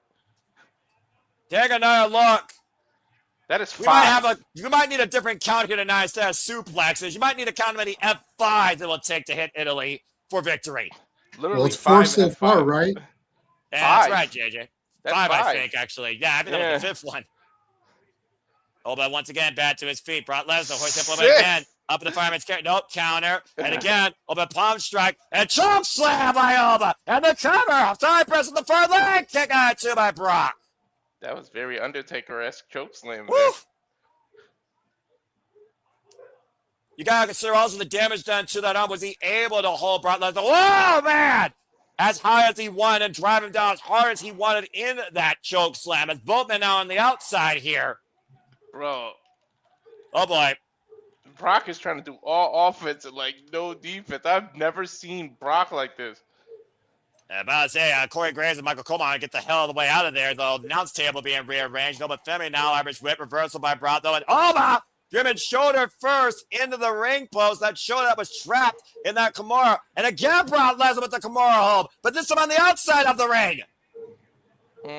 Again, look at the Kimura. Oh, man, driven back first into the ring post. Last time we saw Brock Lesnar apply this Kimura to lethal measure was against Cody Rhodes. And Cody Rhodes, he didn't tap out. He passed out. Oh, but the hoisting Brock, though. Brock able to escape. Now Brock hoists up with Femi. Up on the shoulders. And then a 5 from the announce table. We have now seen 6 F5s. This is ridiculous. 310 pounds planted. I told you guys this isn't a match. It's just a fucking brawl. For the first time this match, Femi is literally down. As Pat starts the 10 count. I figure out to 3 right now. Femi going to be humbled tonight by the Beast Incarnate. Oh, my Lord. Femi stood out like nothing. But look at Brock. Despite all his domination, he's just sitting in the corner there, hoping to end it, and then the look of shock on his face when Oba gets back in here. And Oba immediately on the attack, running in with the uppercuts. How the hell is Femi still moving like this? To do the unthinkable again, to beat the Beast Incarnate twice. King throw! Halfway across the ring, Brock Lesnar tossed by the former shot put champion, and another possible fall from grace is impending. Brock can escape. Whoa, Brock is still nimble, huh? Up in the fireman's carry, and again another F5 to Oba. And Brock Lesnar to the cover. Put to their leg. Brock Lesnar conquers Oba. Dude, it took 7 fucking F5s. 7 F5s. I don't even think freaking fights. I don't think he hit freaking Undertaker that many times in one match. Smooth last time, Brock Lesnar hit 7 F5s. To your point, Walter, unprecedented display by the Beast Incarnate tonight. But a hell of a freaking vendetta delivered. Brock Lesnar not only survives, he conquers.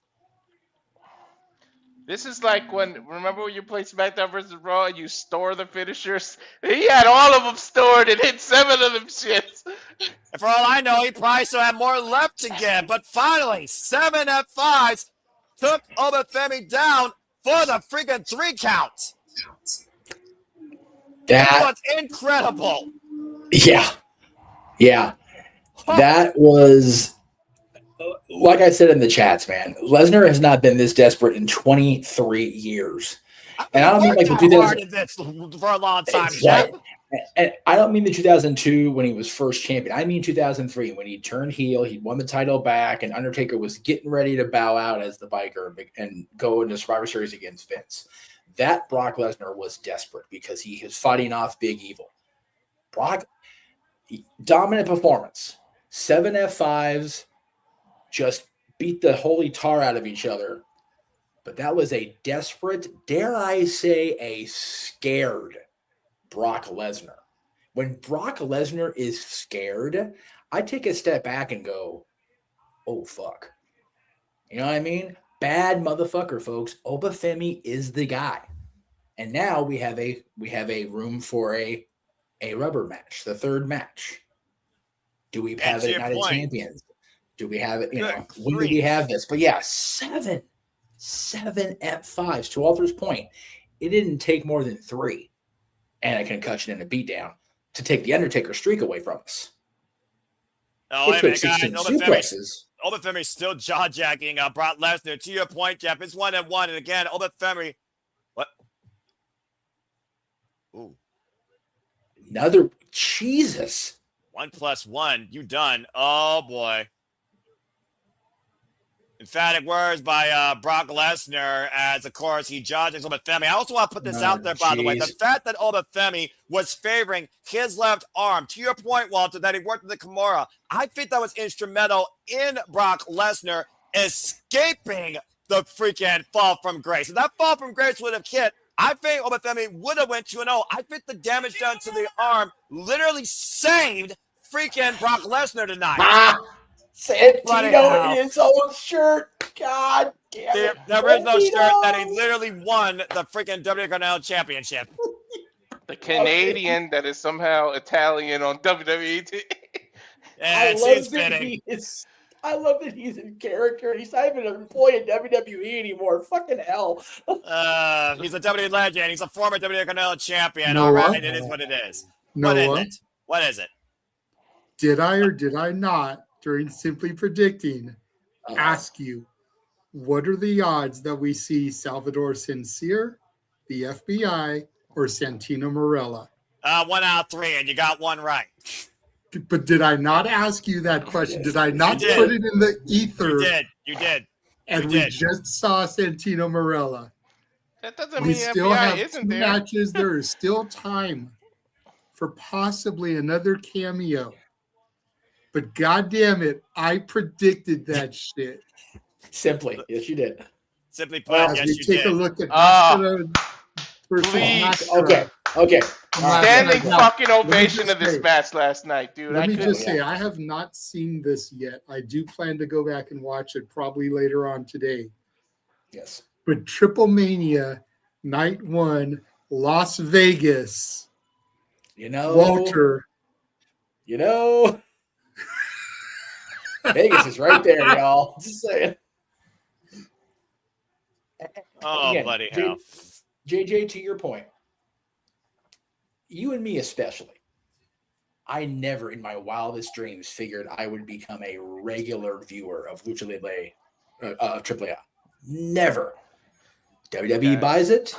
I have access to it. I see it. And last night, I didn't get to watch it until. Give me a second. I was watching 4 it during the shenanigans, dude. Jeff, you gotta go back and just watch my reaction.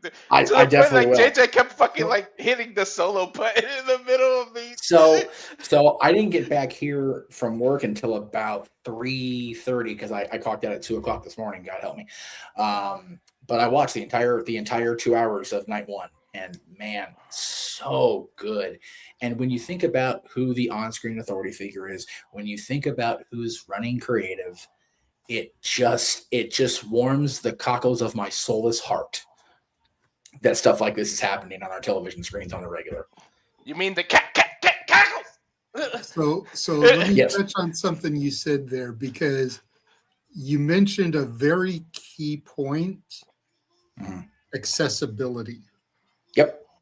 The only reason I never really watched Lucha Libre on a consistent basis was accessibility. Right. You know, when I had cable TV back in my younger days, Sonny, before streaming was a thing and everybody had cable television. Yes. You had to watch it on the Spanish channels. Right. And I always would forget about it. It's not something I would watch consistently, so I didn't know what channels the Spanish channels were. I didn't know what time it came on. So if I was channel hopping looking for something and I saw, Lucha Libre Wrestling or something, then I'd stop on it and I'd watch it. But I never really knew what time it came on every week. So that's why I never watched it more consistently. But now that WWE has purchased it, now that it has a home, now that you can watch it at this time, on this day, this way, and it's more out there for the general masses and not the Hispanic community, but the general masses, it's a lot easier to find, access, and get engulfed in. Think about it, Jay. This is a wrestling fan and a sports fan's ultimate situation. And people are gonna accuse me of being a shill or kissing the Hunter ass or whatever. I really don't give a fuck, to be perfectly honest with you. You get the major leagues, WWE, Raw, and SmackDown. You've got step below, even though they are a great product, NXT. You've got the minor leagues and Evolve. You've got the ability to see these kids learning and growing and getting the opportunities, LFG. You get the international appeal with AAA. And Noah. And Noah, that's right. Not just Foster. And Shane Haste, TMDK, the GHC champion over there. So that's it. You've got Noah involved within the sphere, if you will. And then you've got TNA, we love TNA. TNA will never be what it was in the early days just because their major talents from back then are either retired or they're for WWE now. But TNA is still a great alternative if you want to be one of those, I don't like AEW, so I'm going to stick with the WWE side. TNA is still a great way to go. But then AEW is kicking so much fucking ass right now. You know what I mean? AEW is great. The world champion is who the world champion should be. Our favorite scumbag. Anyway, Noah, you talk about it all the time, and you know the ebb and flow is what it is. But it has never been a better time to be a professional wrestling fan. Damn it. Yep. And even if you still prefer real wrestling, Real American Freestyle is just cooking with gas right now. There's no shortage of content if you are a wrestling / combat sports fan. Fuck me. Anyway, carry on. Words are hard. No, you're fine. Words are hard. ShopEminentCaitlin.com. Buy the shirt today. Also buy the shirt at Beach Network. I got my mom with that too. That's an actual shirt. Also, FW streaming services. We got another commercial break. And speaking of content, since you brought that up, Jeff, that was a hell of a transition. Let's take a look at some of the watch-alongs that you can find here on the Simply Reliable Studios in the coming weeks and months. And now for a taste of things to come.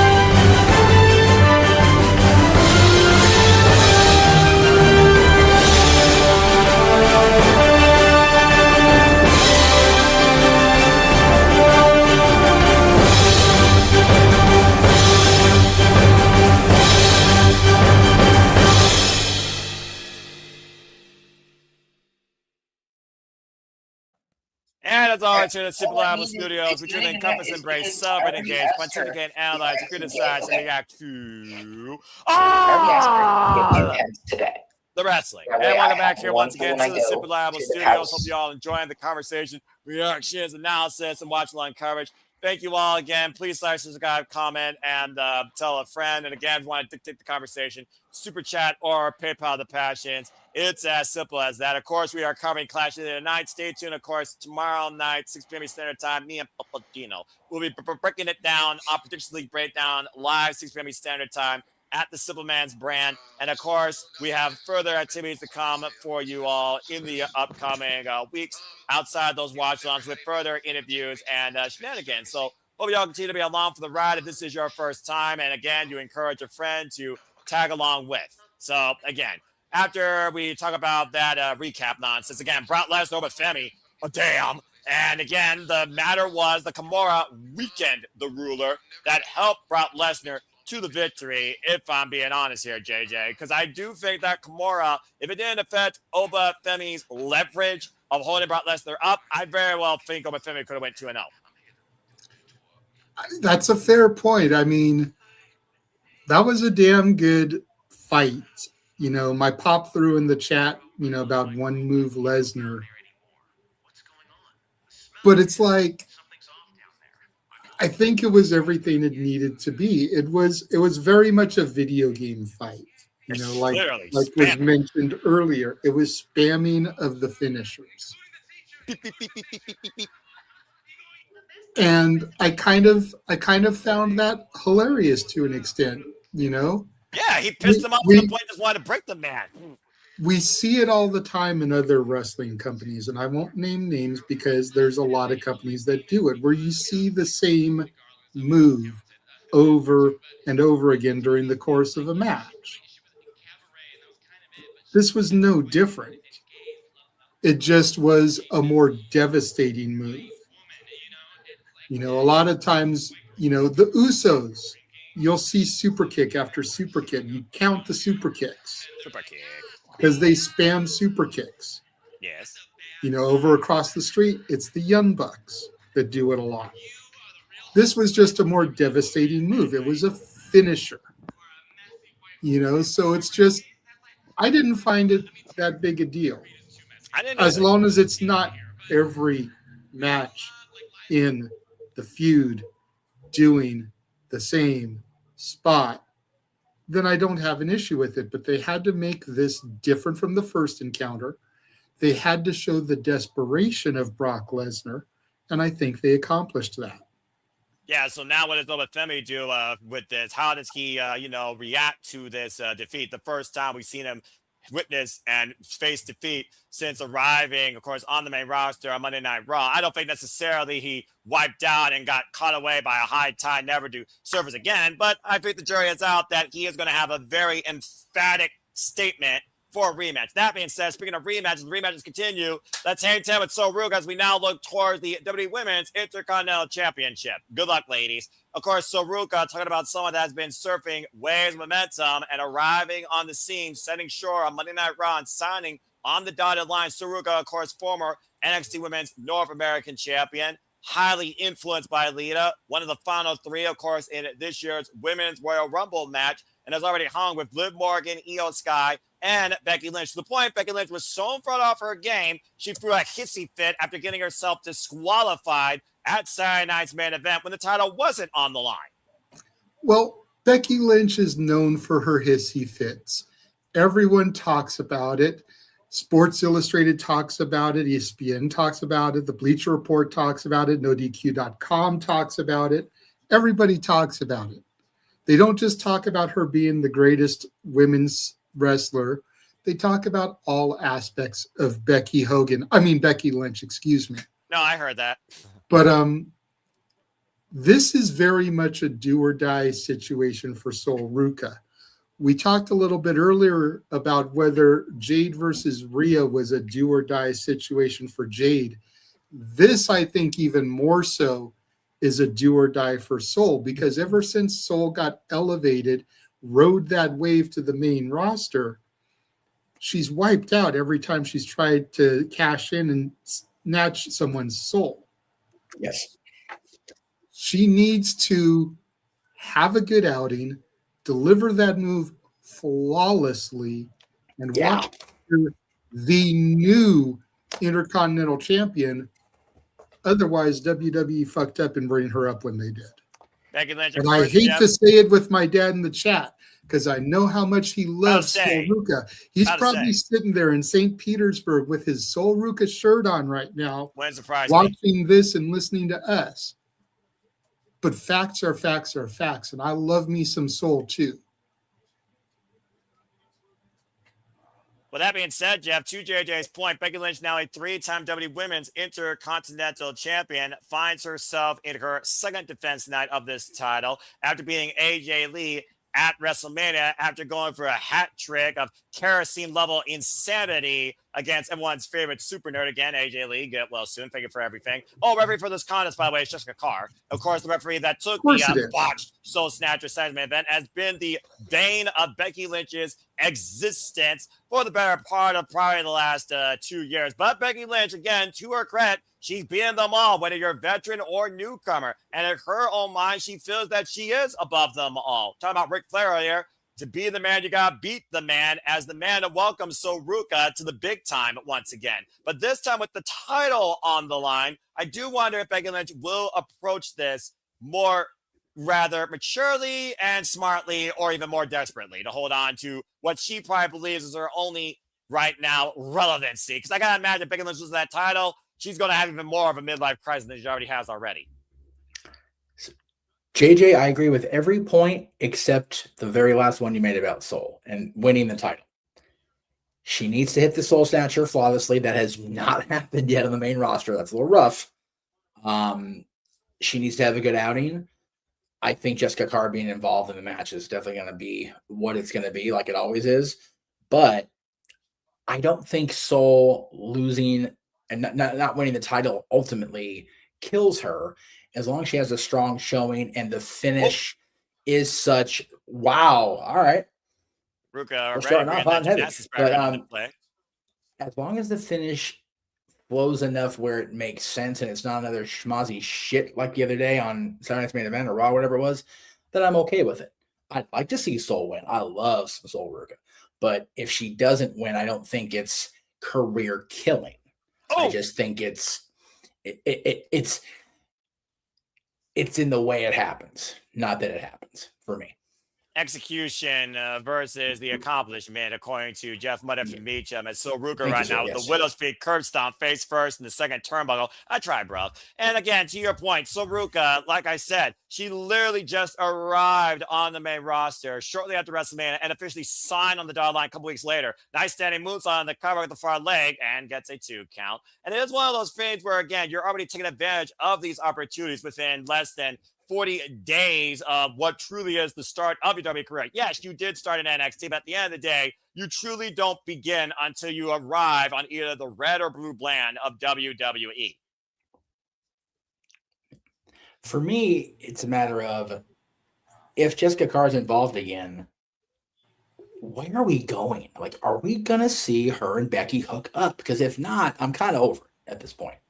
Oof. Well, even Earl Hebner got involved with some of his greatest rivals, to your point. And again, Becky Lynch driving Silver up to the outside. Of course, folks, we have not had no titles change hands tonight, by the way. And title can only change hands be a pinfall switch. Oh, inside the ring. Nice baseball slide drop kick there by Becky Lynch, as both of them are on the outside now. And I still think Becky Lynch feels a little bit embarrassed what happened at Side's event, despite the fact she literally had the last laugh and the last shot against Ruca. Handstand on the apron by Soul. Oh! That hurts. Hurts. Miss. Into the ring post, you heard the thud of Becky Lynch's hand where bone meets steel. And so Ruca with a beautiful moonsault wiping out the man. Oh, Charlotte Flair saw that. That was a decent little moonsault to the outside. To Jeff's point, someone on Simply Predicting, I forget who it was, said that Jessica Carr needs to be the one to take the Intercontinental Champion off of Becky Lynch. And I don't agree with that. But I could see Jessica Carr doing a quick count here, screwing Becky to give Soul the title. And that's how we move to the Becky-Jessica match. Because I do feel that needs to happen. I do feel if we're not going to pay off this rivalry between Becky and Jessica, then what the fuck are we doing at this point? Like, even Aubrey Edwards and Jeff Jarrett eventually met in a match. Ooh. Nice sweep out, over the shoulders. Like, we eventually paid that off on AEW. We need to do the same thing here. And unlike Jessica Carr, Aubrey Edwards had it coming. Oh, jeez. Jeff, we're not going down that road again. We buried the hatchet. You and I got on the same page. Don't unleash Pandora's box. I love Aubrey just fine. It's just she's not Jeff Jarrett. That is fair enough. Yeah, wrestling historian. Hey, you know what? There's only room for one Double J in streaming, goddammit, and he is I and I and him. Well, Jeff Jarrett, doesn't agree or disagree, get back to me on that. Magic 8 Ball says I was doing podcasting before he got into the field, okay? I was going to say, I'm kind of over his podcast, JJ, so I'm with you, brother. Like, I was say you two are like originals that literally trailblazed this setting for podcasting and YouTube streaming. Right. And Becky Lynch believes she's the trailblazer, leading the next generation of the WWE women's roster. And so Ruca right now is the latest one. She looks to humble to remind exactly who the man is. Becky Lynch, of course, as I talked about, a 3-time women's Intercontinental champion. The 6th, by the way, the inaugural, of course, was Lyra Valkyria. And during their feud of free matches, Becky got the better of Lyra, of course, after beating her at Money in the Bank and at SummerSlam. The Maxine Dupree got a surprise win on Becky, thanks to AJ Lee. Becky got back shortly, though, against Maxine. And, of course, Natty, well, basically decimated her student, which led to that championship. And AJ Lee got it back against Becky Lynch. Her comeuppance, basically, as AJ Lee beat Becky at Elimination Chamber, and Becky got the title back at WrestleMania. This title has been more defined by Becky Lynch in quantity versus quality for sure. But she has also held this title for the most combined number of days. Her current run being 43 days, by the way. Work horse title, Noah. And Becky Lynch looking to put in the work tonight up on the top rope. And so Ruca in the drop zone, dropping the leg across the throat. German saying cover, hook the far leg, kick on it too by Soul. That was very psychosis-like in the top rope leg drop. Yeah, took a look at the replay here. Oh, And yeah. Becky Lynch talking to Jessica Carr, saying that was a slow count. Even count as usual, Becky. I think Jessica Carr is actually one of those referees that actually knows more often than not where to position herself and actually handle herself versus take a bump. I've only seen her take a bump maybe 3 times in her entire referee career, and very rarely out of position. Well, when Uncle Bully teaches you, you know what you're doing. That's a fair point. Big uppercut there by Becky Lynch, clocking Saruka's jaw. Saruka, of course, also came into JJ's NXT. Surf Waves, of course, as formerly the NXT Women's North American Champion, after, of course, winning it in a ladder match. Big uppercut there. And, of course, the fall with her tag team partner, Zarya, was, of course, the last stand for Saruka before she became part of the Red brand. And right now, Saruka and Becky Lynch just trading in the middle. Vicious Soulbot, though, the midsection. Drop Soul to her knee. Now Becky on the move. Oh, has the other hand, midsection, pointing the elbow. Combination offense by Soul now. Irish whip off the ropes. Sidestep by Soul. And Soul now takes Becky down. And looking to build a comeback here and follow momentum. Irish whip.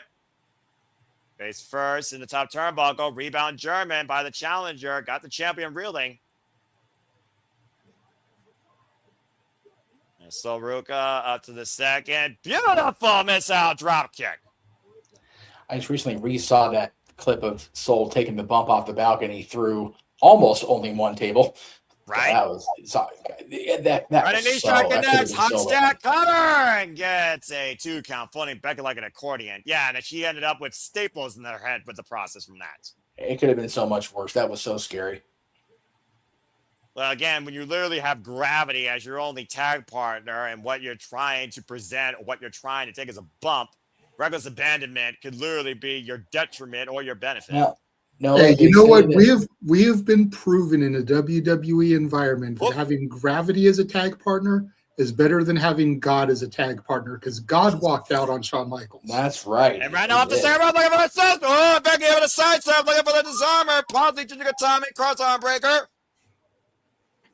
But so able to lock the wrist, though. Great positioning by Becky Lynch. The awareness of that risk with that devastating finisher that only one woman has actually kicked out of in Saruka's career, and that was her tag partner, Zarya, and it took 3 of them to beat her. Now transitioning into her own submission. Crossface applied by Saruka. The way she transitioned out of that. And look at the way that she's literally torquing the neck of Becky away from the ropes. Now Becky binding literally the forearm of Soul. Desperate measures by the champion to relinquish the hold. Now looking for the disarmer. And so Ruca, though, able to get leverage. Rolls Becky up, shoulders down. And nearly got a new champion there with a 2 count. I just want to give the WWE television crew a little credit there. That shot of Soul with the submission on Becky, Jessica just on screen, and the background behind it. Oh, here we go. Man. So, a big boot as Carr was able to get out of the way of almost literally being caught. Oh, reverse DDT. Grab it down, may have her here, cover center of the ring, gets 2 count for Becky. I'm behind you guys enough where it's trouble. Here we go. Becky Lynch getting in the face of Jessica Carr. You knew it was coming. I don't know if you notice, I don't pay enough attention to Jessica, but her eyeshadow is matching the color on Soul Ruca. Just wanted to throw that little tidbit out there. Not the first time she's worn that eye color, though, to be fair, but I do see what you mean. As, of course, she's also been involved in aerial acrobatics. Living the man out slam. So Ruca able to flip out and catching him with a drop kick. That drop kick has been one of Soruka's best weapons during this match right now. Hoisted up and over. Land on the apron. Got with a clothesline, though. And Becky Lynch and Soul fighting in the corner on opposite sides of the ropes. Face first goes Soul into the ring post. Positive the turnbuckles, actually. Now Becky positioning herself for something devastating. It looked like her head hit the little disaster.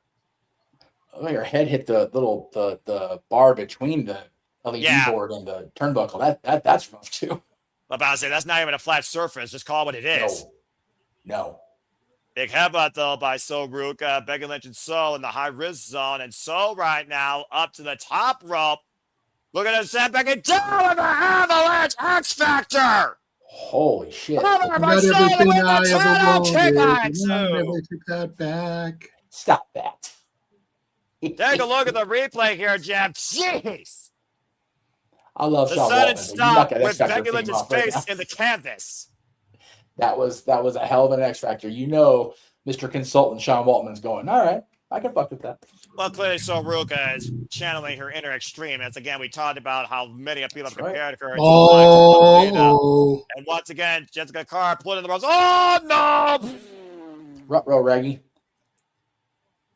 And Jessica Carr literally pushed the top rope that caused Ruca to lose her balance. He was on the ascent. Becky Lynch literally using both the official and the ring environment to her own selfish advantage. Now looking to send Soul for the ride with a vicious superplex, maintains hold of the head, follow through, turn her around, into a DDT, and Soul Ruca escaped that super kick and both women down.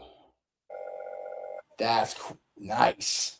On instinct alone, Soul Ruca able to follow up with a desperate super kick out of the DDT counter that I thought spiked her on her head as both women are down right now. We're at a stalemate.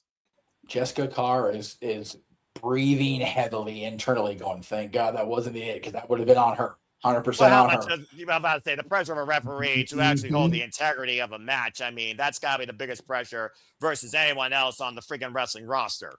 It's not hard to have integrity if you just do it. I'm just saying. Kept up by Soul Ruca. Becky Lynch, though, on the outside. Soul fired up here, though. What's Soul thinking here? Might be looking to fly, going off the ropes, possibly looking for the Sasuke special, and just getting Becky Lynch. Soul Ruca did not seem quite sure-footed there. I think she lost the dismount towards the very end. She did. She did not clear the ropes clean at all. Soul Ruca, though, looking to spring back in. 450, clothesline. Becky Lynch got her hooked, though, into the manhandle slam. Cover, that might be it. Kick on it, too, by Soul. Soul's reaction getting caught for that manhandle slam was great. Her eyes got as big as the belts. Like, whoa. I would say time stopped there for a split second, JJ, as again, she was looking for the springboard 450 lariat, and immediately Becky Lynch caught her, made her think about for a quick second what happened, and a manhandle slam nearly led to the retainment. Yeah, great sequence of moves there. Nice way that Becky was able to get in that manhandle slam. Soul Ruca now looking for one of her own. There's no way, okay? Again, that might be her downfall. No, slam by Soul Ruca! Max Ball cover, new champ kick on two! Imagine Sophie and Becky with her own move! That would have been a ginger snap for sure. Take a look at this to your point, JJ. Many people in this business, when it comes to finishers, try to imitate, rarely duplicate. Becky Lynch trying something that she's never tried before, and it nearly cost her. Right now, Soul Ruca scouting Becky Lynch, who's up in the corner, up in the fireman's carry. Becky catching Soul, though. Muscling up the challenger. What is she looking for here? Oh, able to escape. Back to her feet. Got hooked again. So, spring up the second. Cover Star Snatcher! Show Snatcher! Shoots a hand! Press hook the far leg! Soul Ruca wins! Soul Ruca wins! Soul Ruca's the new Intercontinental champion! Wow!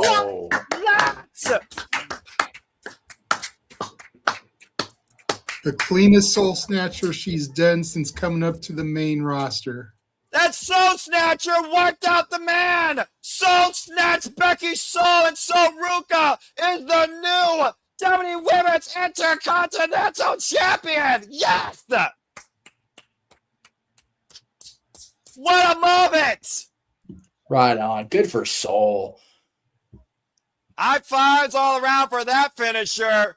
Take a look here again, guys. The tell of this matchup for the man of the slam. Per position, Becky Lynch in disbelief. Snatched her soul, rode her towards center. So Ruca wins clean in the middle of the ring and has pinned the man Becky Lynch. And won her first championship. The only dispute in that finish in Becky's mind will be about Becky Hogan, but that's it. What a career start. You think about this. A win over Bailey last year, Jeff, at Saturday night's main event. JJ hanging and literally debuting against the WWE Women's Heavyweight Champion on Monday Night Raw, Liv Morgan. Walter literally flying with the genius of the sky, Io Sky, who was able to position herself in the way of the Soul Snatcher. And literally in less, might I add, than 60 days, Soul Ruca just beat the man Becky Lynch and became the new WWE Women's Intercontinental Champion in Italy. She just pulled an Ethan Page. And say what you want about Becky, but see, Becky's willing to put people over and make other people look good. Yep. Boy, did she earn that one, Jeff. And it's not just us saying it. ESPN said it. Sports Illustrated said it. Bleacher Report said it. SRS Studios said it. Simply Reliable Studios said it. Keep going. Hey, no DQ said it and got acknowledged for it.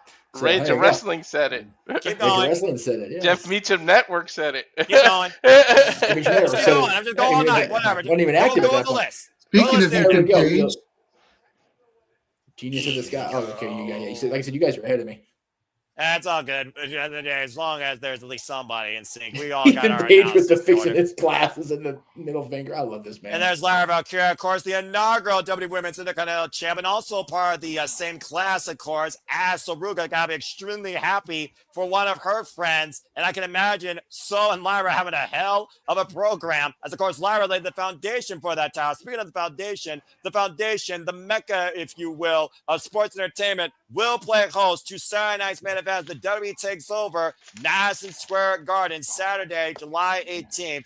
So stay tuned, of course, we cover that here at the Simple Apple Studios, where Saturday's main event goes back to where it all started in Madison Square Garden for the showcase of the Immortals. Again, though, congratulations to So Ruca, brand new, now the 5th WWE Women's Intercontinental Champion. I am so damn happy for that right now. JJ, come on, man. You gotta be smiling inside. That has to bring such warmth to you. That is your NXT, damn it. Your girl did it. I love the fact that she did it. But I'm not going to sit here and lie, because if the end game is she loses it back to Becky, then what the fuck are we doing? Yeah, I completely agree. You know, and it's kind of the point that I made in my article, which you guys can read. I posted the link in all the different chat rooms. Copy and paste it in your browser. And I encourage you all to read that right now, as we got a WWE streaming service commercial break. Again, FW streaming services. Continue, JJ.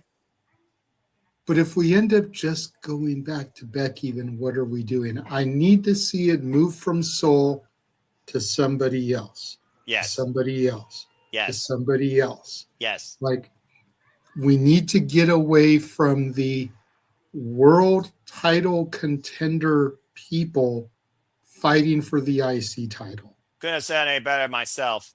The IC title feels important now. Thank you, Becky. Let's move the fuck on. And thank you for keeping my score intact, because something special needed to happen at what feels like a glorified house show with the incredible Italian audience's energy for this first ever taste of sports entertainment. I'm so darn glad that So beat the man, because I'm tired of Becky frackin' Hogan. I'm afraid it's going to get to the point that somebody's going to double champion and be the women's champion, the IC title, and that's when it's really going to be down the drain. Don't put that out there in the ether, okay? I'm still waiting for Roxanne Perez to snatch Liv. Well, I'm sorry, did I say that out loud? That being said, that's who should beat Soul eventually. Not now. Give her a good title run, and then Rock should do that. No. Rox needs to be Money in the Bank. True. Rox needs to be Money in the Bank, and she needs to basically do what Tiffy did. Yep. and just cash in on Liv at that opportune moment to break away from her, just like Tiffany did to Nia. But let's be honest here. Roxanne needs to break away from Judgment Day. I've had enough of this trope. I'm just saying. But that's neither here nor there. Again, congratulations to Sol Ruca, who is now the 7th WWE Women's Intercontinental Champion. And she is also, to my statistical knowledge again, the 5th different person to hold it. Congratulations to Sol. Couldn't be happier for her. Well, hey, he knows what's up. As we had a fun little evening here as we get ready for our main event. Of course, thank you for those that tuned in since the beginning. Of course, we saw Jade Cargill got wiped out with a red tie thanks to assist by the Queen, neutralizing the baddies in a very competitive bout. Cody Rhodes, of course, was able to retain the undisputed WWE Championship against the Ring General Gunther under rather dubious means, some would say. If VAR was a thing for my football fans, if you know, you know, as Gunther's foot was underneath the bottom rope during the entire portion of that decision, but Cody was still undisputed WWE Champion. And what felt like we were just spamming the F5 button on a freaking keyboard, Brock Lesnar did find a way to humble and conquer the ruler of the Femi tonight, now making it 1-1. So we will see what the conclusion will be, and what I have to imagine will be a trilogy. Yes, Jeff, I see your hand real quick. Noah, you are the simple man with a spectacular voice. I will not dispute that. I will dispute your last claim, though. Brock did not conquer Oba. Yes, he pinned him 1, 2, 3 in the middle of the ring. It took 7 F5s. Fair enough. It took a beatdown, and Oba still wanted more. And he gonna get some. I promise you. Brock is not done with Oba Femi yet. I don't think Oba's done with Brock. I don't think neither man's done with either. But at the end of the day, who got the 3 count? I'm just saying. And it wasn't for that Kimura, I think it would have been a very different result. So I respect your outlook, because at the end of the day, neither man looked beaten. Both men just wanted more. We might as well just made it 2 out of 3 falls, in my opinion. And of course, as we just saw, thank you, JJ. So Ruca snatched the soul of the man, Becky Lynch, perfectly. Give the freaking judges scores a 10 across the board, and became the brand new WWE Women's Intercontinental Champion. On a fun little eve from Italy, it all comes down to this. We get ready to return here to our main event. Roman Reigns, Fatu, World Heavyweight Championship, Tribal Combat. I think Brock might have just conquered his own demons, is what he conquered. But damn sure. I think that's a fair assessment. Yeah. Tonight was less about conquering Oba and more about Brock Lesnar proving to Brock Lesnar that he's still Brock Lesnar. I mean, you think about Paul Heyman, we thought he was retired, and how he was teary-eyed on the Raw after WrestleMania, talking about that Brock is the baddest in the business. That old, wise Oracle advocate needs a fucking Emmy, and I am going to advocate for that to happen until it happens. That man is deserving of all the Emmys. This is interesting. Now, of course, I can't do this, but of course, we try to cover more tournaments here. Allow me to bring this programming note to you. Special start time, 2 p.m. Eastern Standard on tomorrow. The King and the Queen of the Ring tournaments begin, as the brackets will be revealed in the post show today after Clash in Italy concludes. So, of course, it has to begin the day that I have an opening shift. Well, hey, I get to watch Raw tomorrow. I didn't think I was going to get to watch Raw, but I don't work till like later tomorrow night, so I'm here for it. Hey, you can do the commentary then, Jeff. With who? Walter? Yeah, but Walter could do it. I mean, Walter's been, of course, he could literally continue to profess about the King and Queen of the Ring tournament. Tomorrow's Raw. Yeah. Yeah, but it's going to be at 11 a.m., Walter. Eastern Pacific time. No, 11 Pacific. Yeah. Walter's in California now, so I can speak to him in California time. 11 a.m. tomorrow. The King and Queen of the Ring tournaments begin on Raw. That's a mouthful. Blech. King and you Queen down of the Ring. to do the commentary with Jeff? Yeah. There it is. We have made it official, folks. King, Queen, I'm checking my calendar to make sure I'm not talking out of my ass here. Simply Reliable Studios. So stay tuned for more of that coverage, folks. We bring you even more coverage of fantastic tournaments here in the wrestling business, made official by JJ Pierce As we now are not only covering the Olymp, we are now covering the king and queen of the ring tournaments. And of course, they will culminate at Night of Champions, I imagine. And we will be covering that, of course, here next month at the Super Reliable Studios as we have an interlude to our main event for whatever reason. Here with Joe Tessitore, Bald Guy, and Biggie Langston. Peter Rosenberg, isn't it? Well, yeah, that's whatever his name is. Bald Guy who is not MJF. He's not bald. If he regained his title. MJF, of course, who will be defending. And the one member of the New Day that actually still has a job. Hey, what about that? Biggie, the constant man that had a functional job for the New Day, was a constant presence. It all worked out in the end. Wow. Bro, can you imagine if he walked out after that, like as a protest? Yeah. That would have been. But again, he had the New Day's heel turn promo is right. He's got a fucking cush job, dude. He don't got to do shit. And he deserves it. And Why walk? The premature end of his career still pisses me off. So, yeah, Walter, I'm off at 1:15 a.m.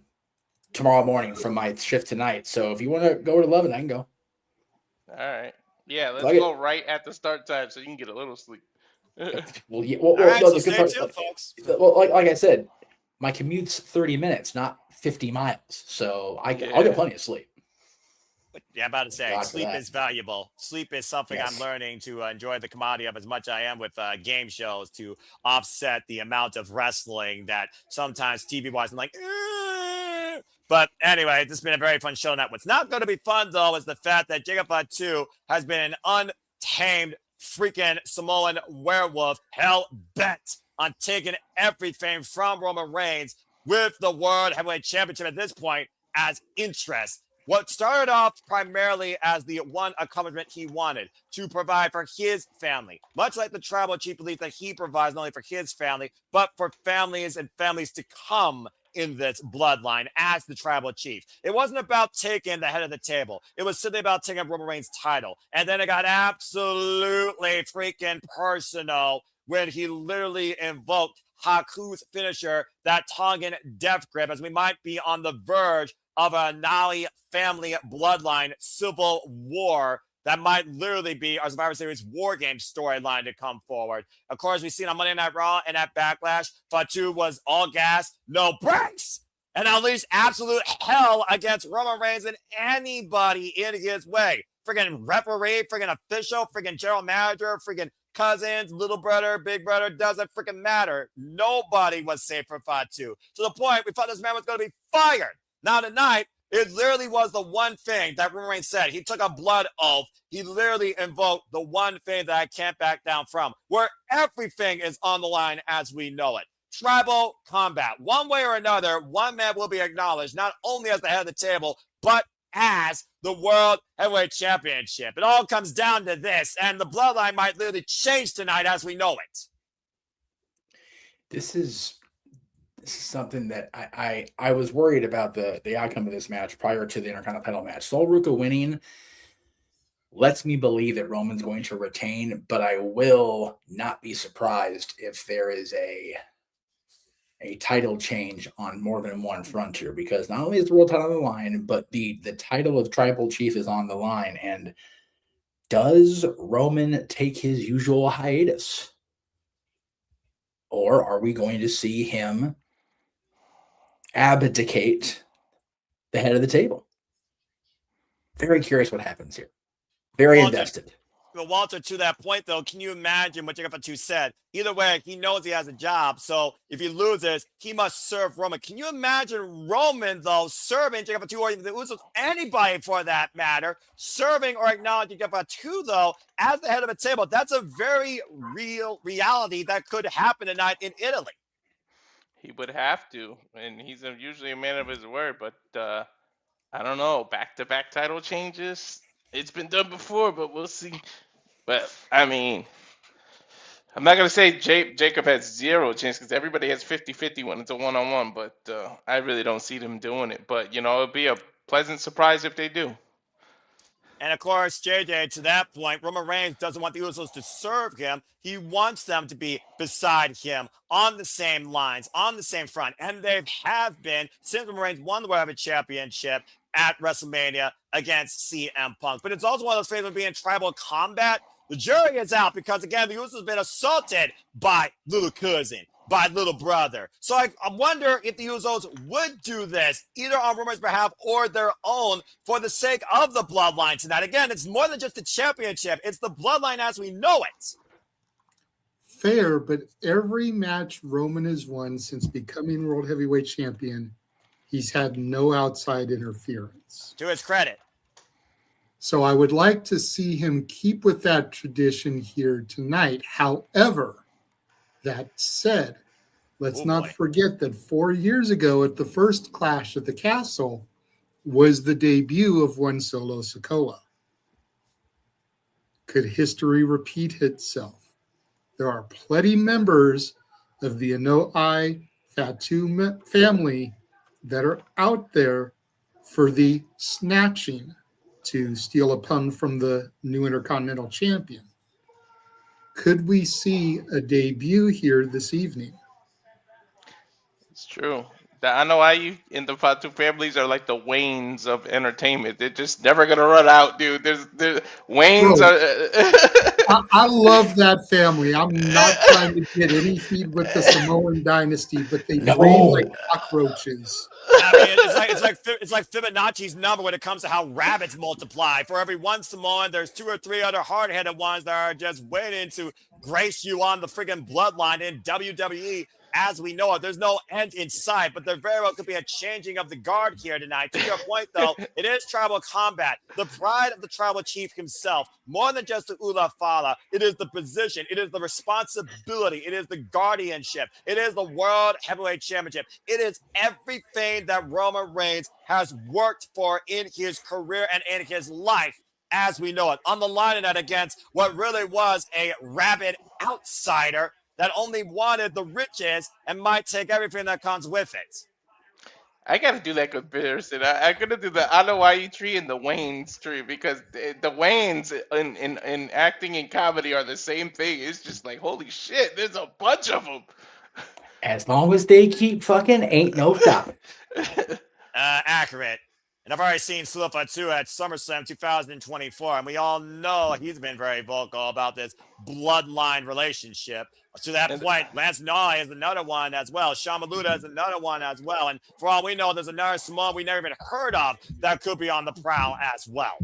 The other problem is, I don't know why you keep having twins and triplets in their damn family. Right?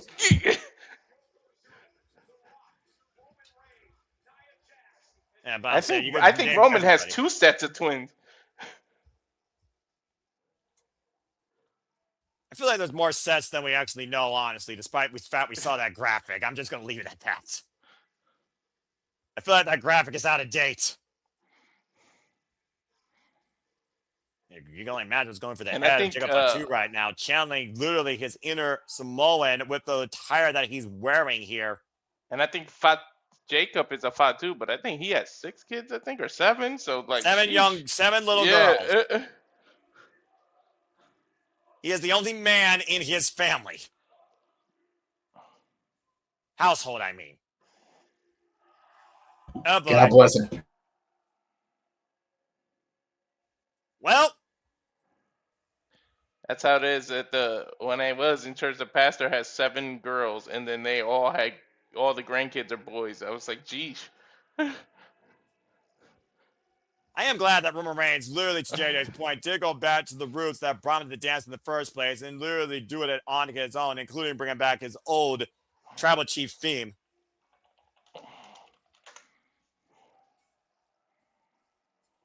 Yeah, boy.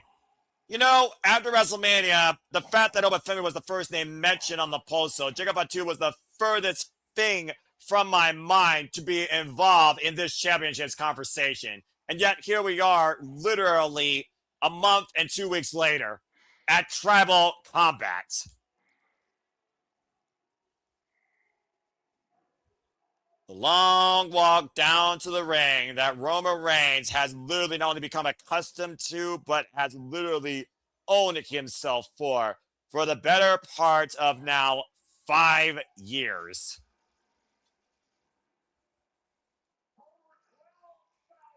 Roman and Gunther, like it's more rare to see them without titles around their waist than with. I mean, for the longest time, people thought it was probably bizarre that Roman Reigns didn't have a championship. It felt incomplete. And then Roman Reigns brought himself back to that promise, being in CM Punk at WrestleMania in the match that he called Absolute Magic. And that match was really driven by one thing: hate. This right here is just driven by family. It might be a little hate in this one now too. Well, at the end of the day, there may be hatred, but I know one thing's for certain: there will be humility, because regardless, the result is going to be one person leaves as champion and also the tribal chief. I don't know. I don't know if Jacob would end up being on the side, but I know Jacob's somebody you want with you than against you.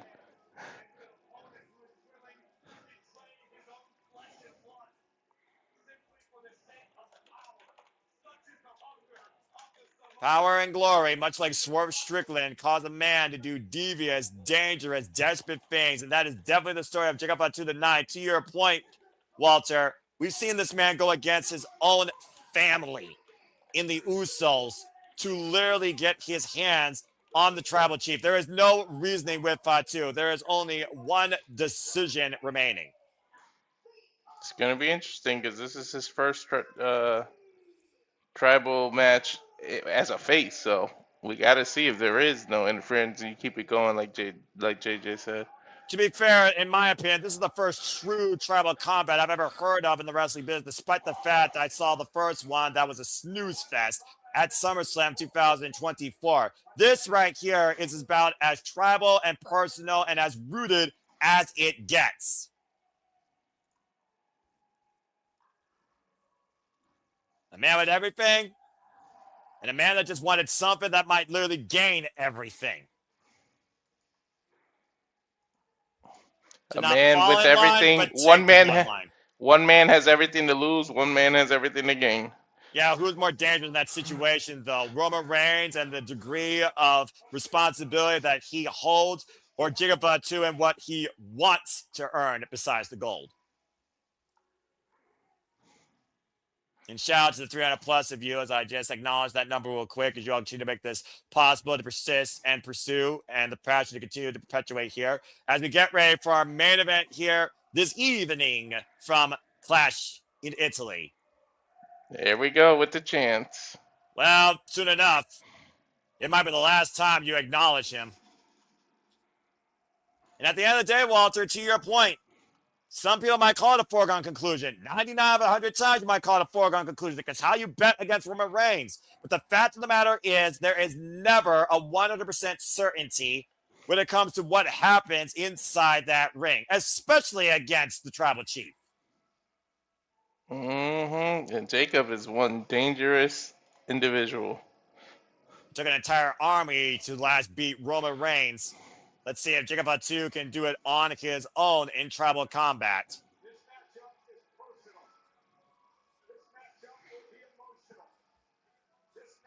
This is as personal, as emotional as you can get right now. And I feel it's about to get even more physical than what happened at Backlash. Let's keep in mind at Backlash, Roman Reigns was trapped in that Tongan death grip for numerous occasions. If it wasn't for using the ring environment to his advantage, it exposed turnbuckle that he ripped off, by the way, out of maybe desperation or convenience. Jacob Fatu very well could have rendered Roman Reigns incapacitated and would have won the World Championship. He was on the verge of doing it. If you think about it, he can't do that in this match. He can't use rope breaks. He can't. It won't matter. Anything goes. Tribal combat.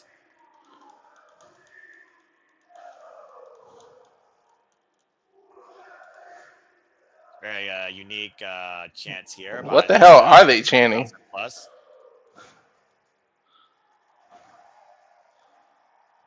I couldn't understand.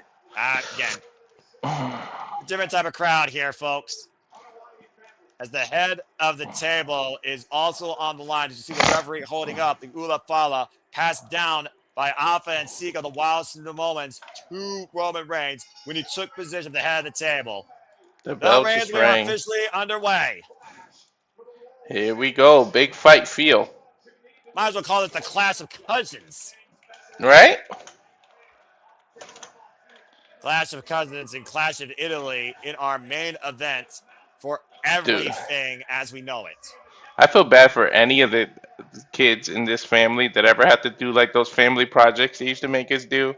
Like you would fucking never stop with this family.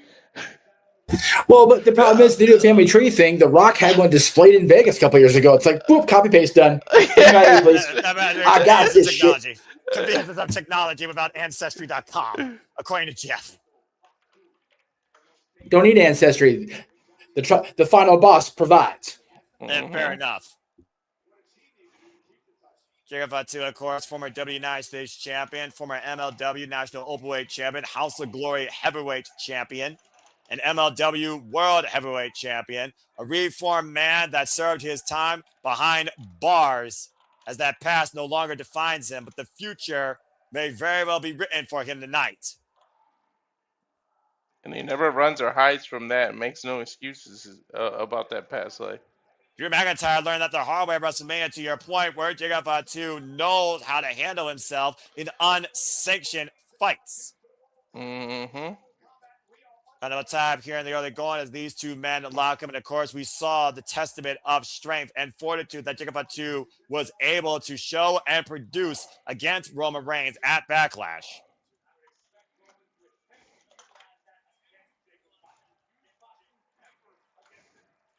I feel like Roman Reigns, though, the greatest commodity he has, besides the level of experience and the level of the trust in this responsibility he's been able to handle, is the fact that he knows he can exploit Jacob Fatu's temper. If he can use Jacob Fatu's emotions, to your point, Walter, against him, he very well might be able to neutralize his Moan werewolf. For those that don't know, tribal combat literally ends pinfall or submission. Anything goes besides that. I'm pretty sure the decision has to be rendered inside the ring.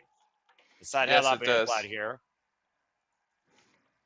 Would help with a graphic or someone actually saying that officially. Shoulder block there. As Fatu takes Roman Reigns down for the moment.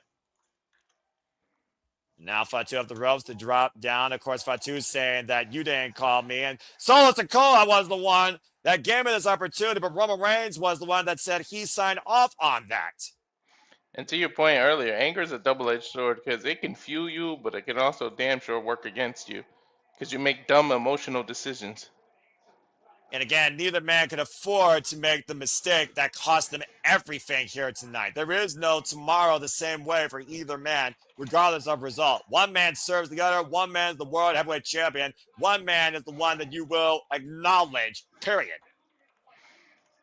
Bro, what a sight that would be, though, for Roman to have to acknowledge someone else after all these years of telling people to acknowledge me. Only one other man that tried to make Roman Reigns acknowledge him. And again, to your point, that was his own blood, Jey Uso. But of course, Roman Reigns was able to beat Jey in tribal combat that night a few years ago at SummerSlam when Jimmy Uso cost him that night. And it's right now going for that talking death grip. Immediately they're going, and Roman sense of urgency rolls to the outside. And Jacob Fatu right now looking to follow through, dive in the outside. Let's also keep in mind here, there was speculation, JJ, that Jacob Fatu was injured prior to this match tonight. Not able to go in at 100% for the task at hand here, but so far not showing any signs of lingering damage, injury, or possible vulnerabilities. This is not one match you want to go anything less than 100% into. Well, it's not even a match at this point. You might as well just call it a fight. Now, both men going into the WWE Universe on the outside. Watch out, kid. A battle or a war, basically. A fight was Brock and Oba. This is a freaking tribal war. Yeah, fair enough. Still probably going to be just as physical as they're amongst the 12,000 plus sellout here inside this arena. And Roman Reigns, of course, who's done everything his entire WWE career. Of course, formerly known as Roman Liake, or, of course, real name Joe Anali. Just a man proud to be a father and providing for his family, his wife, his kids, and everything else in between, and everyone else to come. Now just driving down his fist to Jacob Fatu's head here. Record-setting, of course, time as the undisputed WWE Universal Heavyweight Champion, 1,316 days, former Intercontinental United States, and, of course, Tag Team Champion. And remember, there's nothing anyone can do about any of this. The referee literally is just there to count the 3 or see if somebody taps out. And again, Roman Reigns driven head first into the railing. Oh, I think he hit the corner too. As this fight continues on here. It's a nice arena, that, by the way. Good spacing. You can see that extra protective glass because you know how it is in soccer stadiums. We've literally seen shit collapse in Europe from people being so excited. I'm about to say, people think hockey is a sport that's driven by adrenaline. They haven't seen a football game yet. Especially in Italy. In Europe, period. You kidding me? Yeah, hell yeah. Freaking Brazil. Over by the concession stand. And now Roman Reigns is grabbing a bucket of ice. Brandon the Samoan Werewolf. I didn't think this was going to become a concession brawl. Couple of free snacks there by the Tribal Chief. Always giving back, as he says, to the WWE Universe. The fact of the matter, we haven't even seen CM Punk since that loss at WrestleMania and that message on Monday Night Raw. Speaks volumes as well to how much that match affects him. Roman Reigns right now just trying to find his bearings and driven face first into that unique medium partition on that stair rail. You know, for a match you consider that would be absolutely barbaric, downright violent, this has been pretty tame for two Samoans, I would say, who you thought would be tearing apart the arena at this point, let alone each other. Still early in the match, though. Yeah, that's true.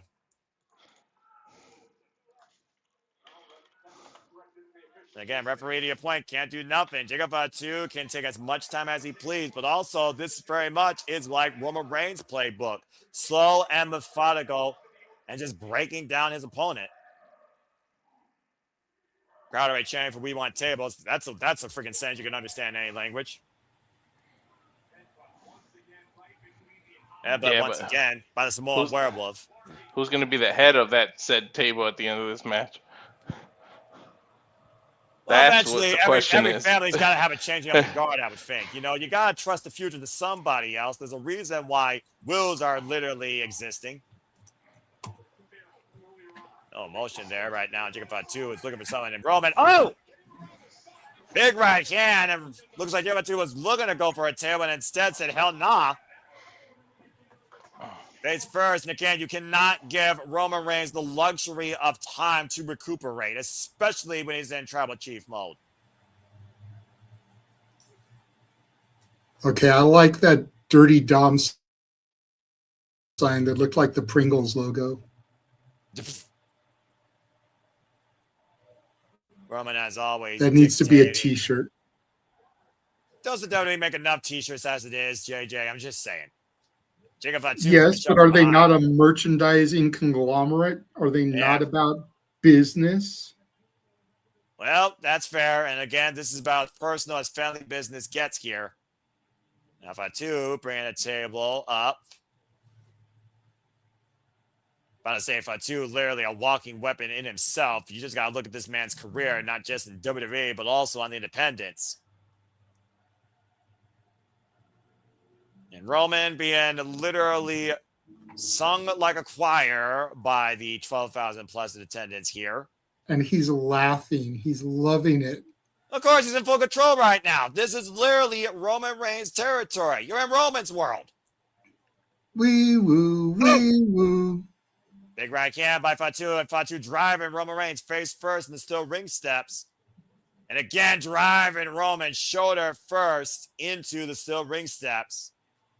Papa Gino in the chat acknowledges the Tribal Chief, the OTC, as well as Noah Foster.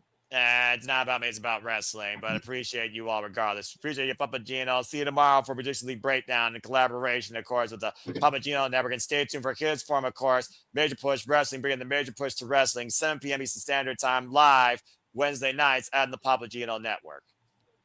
Now, bringing still steps inside the ring. Roman Reigns, of course, who has not maybe been nearly as involved in WWE this year, but decided to go into WWE full year since winning back the World Heavyweight Championship at WrestleMania after, of course, coming back this year at the Royal Rumble and winning that to pursue that opportunity and regain that former Glory with a world title. Well, I don't think it's as much as he decided to come in here and go like full time this year. I think it's that he knew that at the back end of the year he was going to have to do promotion for Street Fighter, as we discussed earlier. I remember that. So he figured, let's get the dates out of the way at the front end instead of spacing it out like he normally does. Still give the fans what they've come to expect from Roman, but give it in a consistent week by week over a certain amount of time basis instead of, I'll take time off, I'll come back in time for SummerSlam, I'll take time off, I'll come back in time for Survivor Series, and spreading it all out. And Jacob Fatu just got spread on the floor, getting crowned with those steel ring steps tossed by Roman Reigns overhead. Jacob Fatu somehow still stirring, and Roman Reigns right now might be looking to go on a drive-by. I see that sign. I see what drive-bys are horrible, and anybody that lives in California knows how bad drive-bys are. To be fair, we are literally in the land of the mafia here. I'm just saying. Boom! Lining up Fatu, and a vicious drive-by, and back first, head first, goes Fatu into the ring post.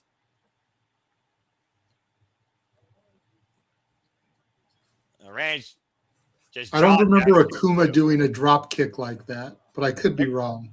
I was saying, took over the replay here again. Double impact, the whiplash effect against the side of Fatu's head and the back of his head against the steel ring post. You're more of a gamer than I am, Noah. Has Akuma ever done a drop kick like that? Only if you put the opponent in the corner.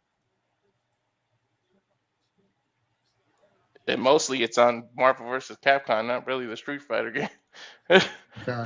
I'm about to say, they can't be as brutal in those Marvel games they can in Street Fighter, to be fair. Flying off the ropes with the lariat is Roman Reigns right now, taking advantage of Jacob Fatu, who's right now reeling. They got a package with all the Marvel vs. Capcoms all together on PlayStation. Of course they do. I damn sure bought that. It was like 6 months ago, but yeah. Look, if I actually had a system and played games, I would probably buy that too, because X-Men Street Fighter, Marvel Street Fighter, Marvel Capcom, like that whole trilogy leading up was some shit I loved playing at the college arcade. Hell yeah. See the sign now, Noah? The Dirty Dom Pringles I logo? did. For the second time, I'll admit, that's pretty funny. Tell me that wouldn't be a great shirt. It would work, actually, especially in Italy, where they're known for those sort of red shirts and their designs. And Roman Reigns looking to lock and load right now, looking for cover the Sue, and you're about to have a duck underneath. Big right hand. Dom's going to get into the chip business, and then it'll be Dirty Dom Doritos. Just like when Rock called Cena's shirts looking like a big bowl of Fruity Pebbles, and they spun that into a Fruity Pebbles endorsement. Clothesline, senton, combination. Go to Pringles, make an official deal, and turn that into a legitimate shirt. Right. Grief almighty. The last thing I need is a WWE branded treat that I actually enjoy. I might literally turn away from Pringles and stick to my Lay's only. Big headbutt. You know, you'd buy it.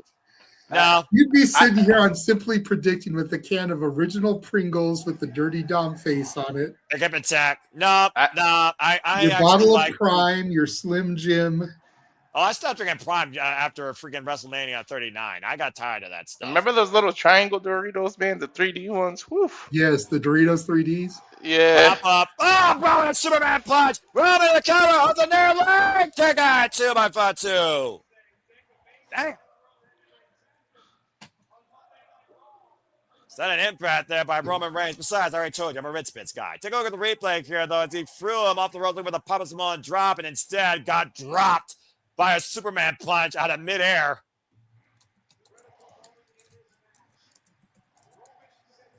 Roman Reigns able to kip up all of a sudden. Trying to feed off this capacity crowd here that acknowledges him fully, and I do mean fully, as they come to their feet. I actually thought the crowd would be more split towards Jacob, but they are fully on Roman. The world acknowledges Roman Reigns. Intercept with a super kick. Oh, shit. And Fatu trying to wear down Roman Reigns. Got those fingers clasped around his throat. And Roman could be fainting right now here. There's no way to get out. There's no rope race. There's no nothing. He's going to have to find a way to transition out of it. Yeah, they got to suck the air out of this man right now, trapping the carotid artery, blocking the flow of oxygen to the brain. You better hit him in his little chiefs. That's a good point, by the way. Again, there's no disqualification. We saw Desperate Rubber Bros under regular rules at Backlash. Overhead shots, though, by Roman Reigns, just trying to literally break the grip of Fatu, who sends Roman, driving him up and over. There's on his feet, though. And Fatu, once again, on the move, looking to fly. Oh, man, you're sinking! With a Superman punch on the dive. That wasn't the smartest move by Jacob. He should have flipped over with Roman and held the lock in. To release it, you helped Roman. Well, again, though, as I talked about earlier, what is the weakness that Roman can exploit, JJ? That is Jacob Fatu's emotions. Ever since Fatu confronted Roman Reigns about what he wanted, what the tribal chief had versus wanting to be the tribal chief, it's been nothing but an emotionally driven purpose for this father of seven.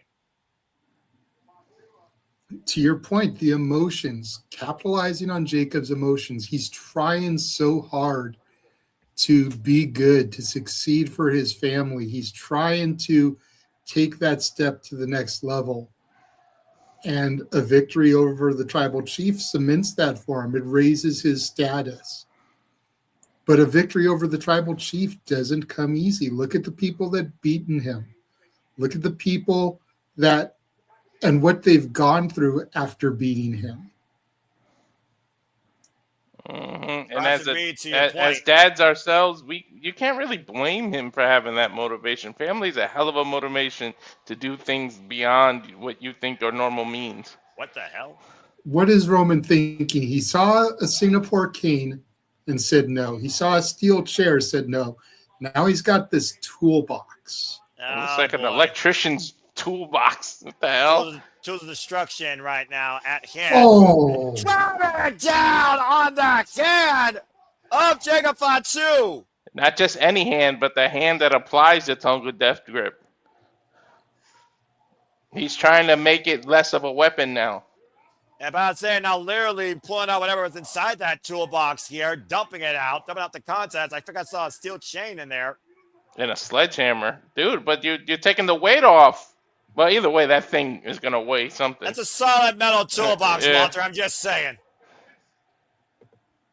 They broke the hand and wrist of Jacob Fatu, and the brothers just trying to grab, the steel ring steps. Uh-oh. Oh! Yeah, but Roman took advantage of it. But yeah, you know what, though? Adrenaline is a hell of a thing if Jacob can just get the adrenaline pumping. Man, about to say, what strategy by Roman Reigns neutralizing Jacob Fatu's most lethal new weapon, constant assault and attack on that right hand, to your point, for the tongue and death grip, and now just teeing off against Fatu, leave him on the canvas. It's shit. Say what you want. That's intelligent as hell. To Walter's point, both cocaine and adrenaline are a hell of a drug.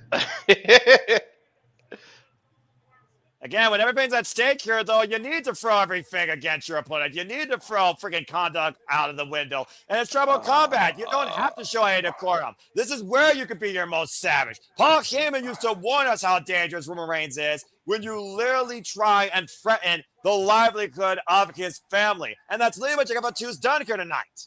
Roman hasn't read the wrestling proverbs. He who sets the table up goes through it. He just set that table up in the corner, probably going for a Superman punch or a spear into the table. Well, he's got Fatu squared up as Fatu right now might be turning around into a collision. Roman Reigns right now with the war cry. Oh, man, and Fatu immediately on the attack.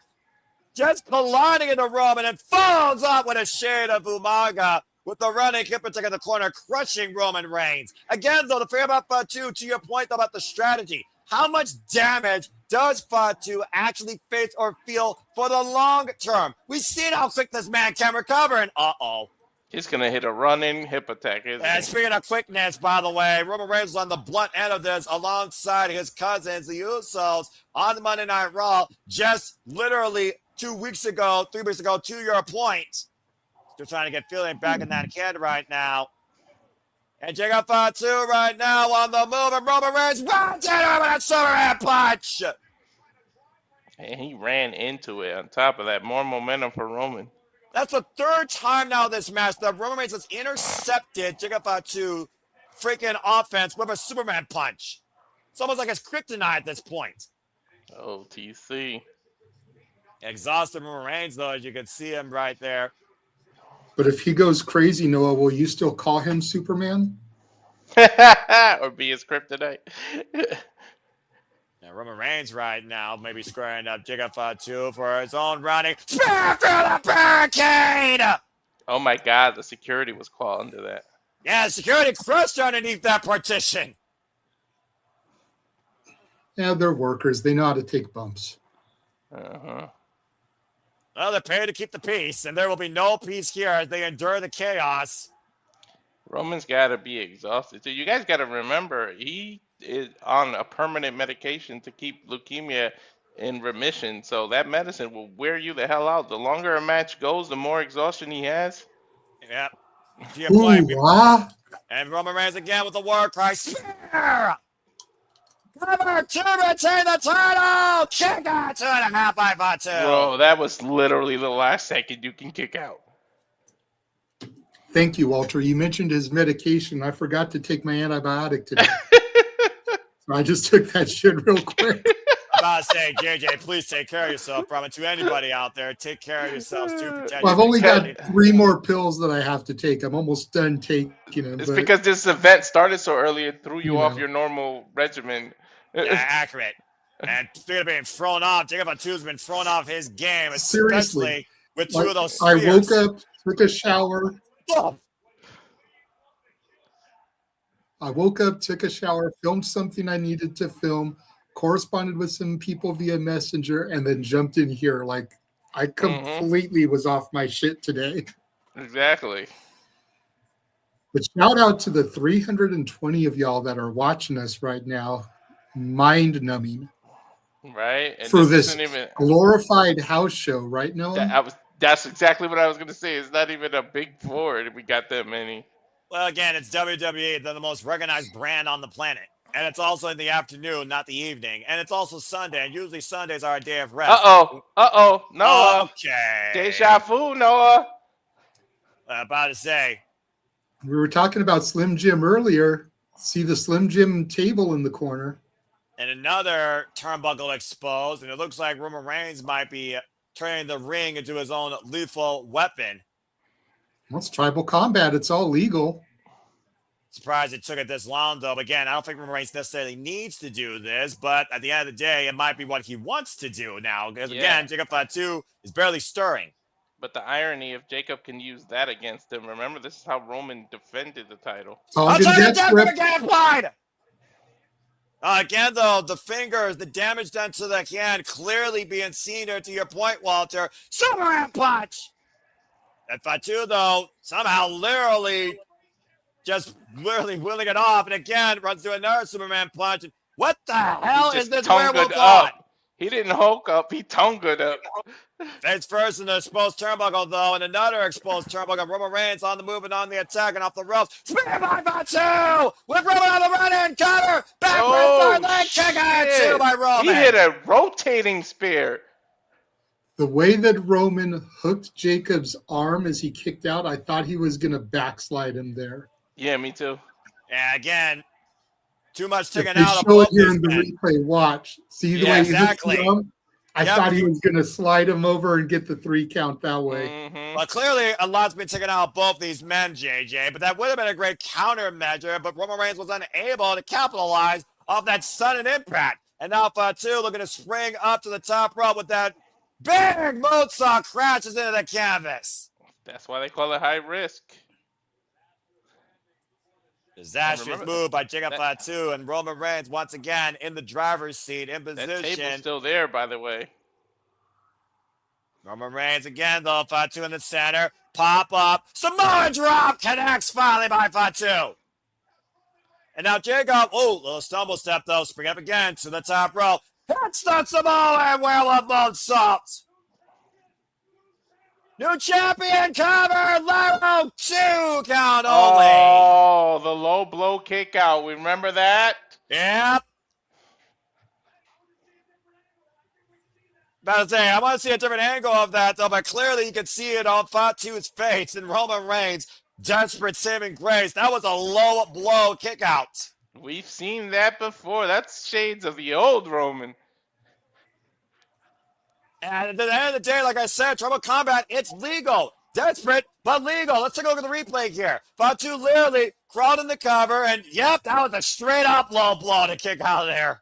I hope you wore a cup, Jacob. And Roman Reigns put out all the tricks here tonight to preserve what he literally has built for the last 5+ years here in WWE with the Bloodline. We got to be careful. Look at the angle, and the table's right there now. That table might literally be the X factor or the final note in this freaking personal vendetta that both these men are on for only the glory of their own families. And again, Fatu using that damage right hand with this overhead shot exchange. Both men up to their feet now, though.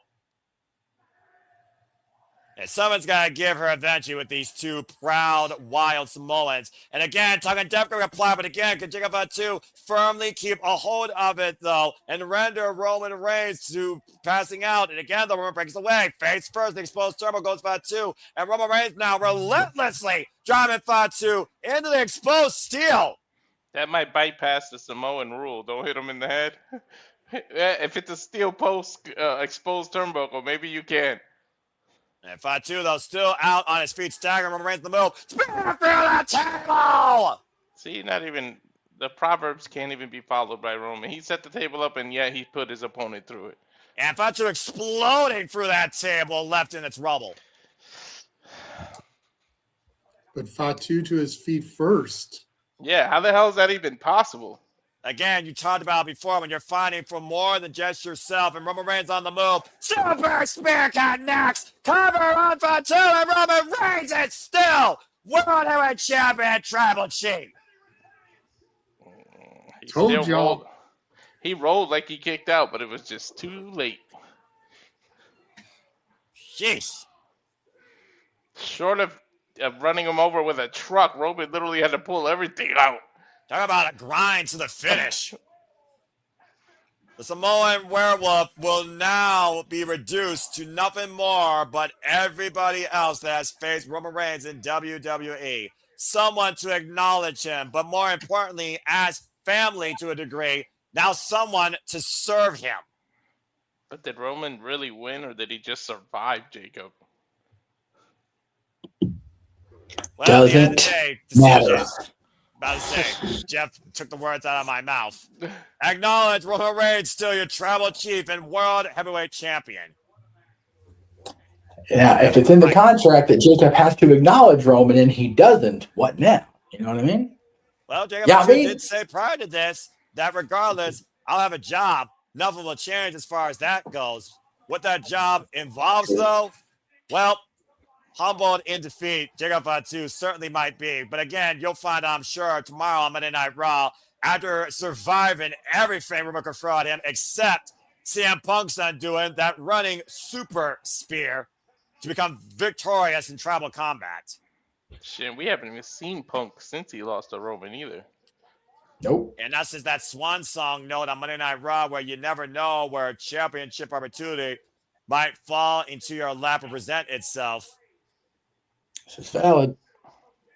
As the Usos come out here to celebrate this moment with their tribal chief, with Roman Reigns, and to JJ's point, Roman did it all on his own. I don't think they're here to celebrate. I think they're here to enforce that Jacob acknowledges him. I love that Oos shirt that Jimmy's wearing. I need like 3 of those. The baseball type shirt? Yeah, yeah. Yeah, to your point, tribal service and acknowledgement now are the requirements for Jacob Big Fatu Jim Uso. going Yeah, forward. definitely need that.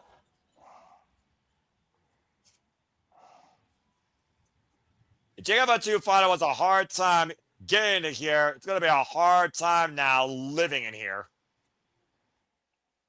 Dude, his hand has got to be throbbing. Well, what's hurting him more, his hand or his heart? Both. Yeah, that's fair too.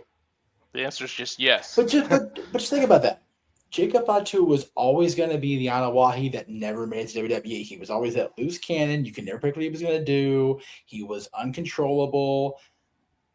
And he just main evented one of the biggest shows of the year with Roman. So whatever happens with this acknowledgement and the attitudes or whatever, Jacob Fatu has main evented. Oh shit! The rest of the family. So it's Sikoa and the MFTs at ringside. The Sons of Haku. Let's not forget, folks. And again, the one that literally brought in Jacob Fatu. Roman just said, I got something for him. Well, let's not forget, Solo Sikoa This is tried to going to be impose his Survivor position. Series. Dude, you know, Roman's got, dude, you see that? Roman's walking away. He's finally got that tribal chief head of the table, cock of the walk back. Hell yeah, dude. But look at Jacob. He's standing at a fork in the road. Does he follow Roman and the Usos? Does he go back to Solo, or does he go a different direction? He only has one direction now, JJ, because he signed on the dotted line. Talk about selling your soul out to the devil, according to Jacob Fatu's mind. He now serves Roman Reigns. I think he's more of a lone wolf. If he's a man of his word, he has to adhere to the contract that he signed. He is Jay's following. like, come on, let's go. At the end of the day, Jacob Fatu is more than a man. He is a father. At the end of the day, if you're going to provide for your family, you have to fulfill obligations that are met by your job. And now his job is serving the tribal chief. He's following Roman. Roman's just up in the camera's face, letting them know Roman Reigns is Roman Reigns. Jimmy seems conflicted. Jay's like, nah, let's go. This shit, let's go. Let's get up the ramp. And Jacob is walking up conflicted, and Solo and the Tongans are over there just stirring the shit without saying a word. I love how that ended. And it's funny because like that. Yeah, it ended just like that. And it was fucking beautiful. It's cinema, it's television, it's professional goddamn wrestling. Damn it. And Jeff, the irony is that a couple of years ago, it was Jay that was conflicted. Yeah.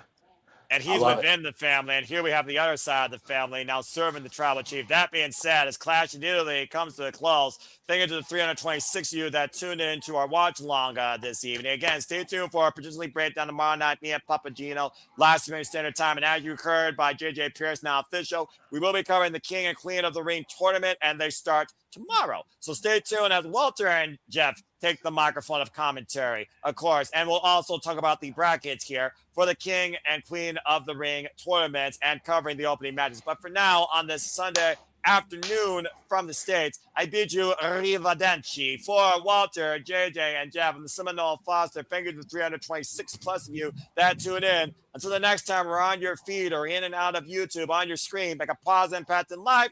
Have a good night, and thank you for tuning in to our coverage this eve for Clash in Italy. Have a good one, folks, and JJ, cut the damn feed. Damn, Christopher Walken got old. On Sunday afternoon. Okay. Signing off on Sunday afternoon.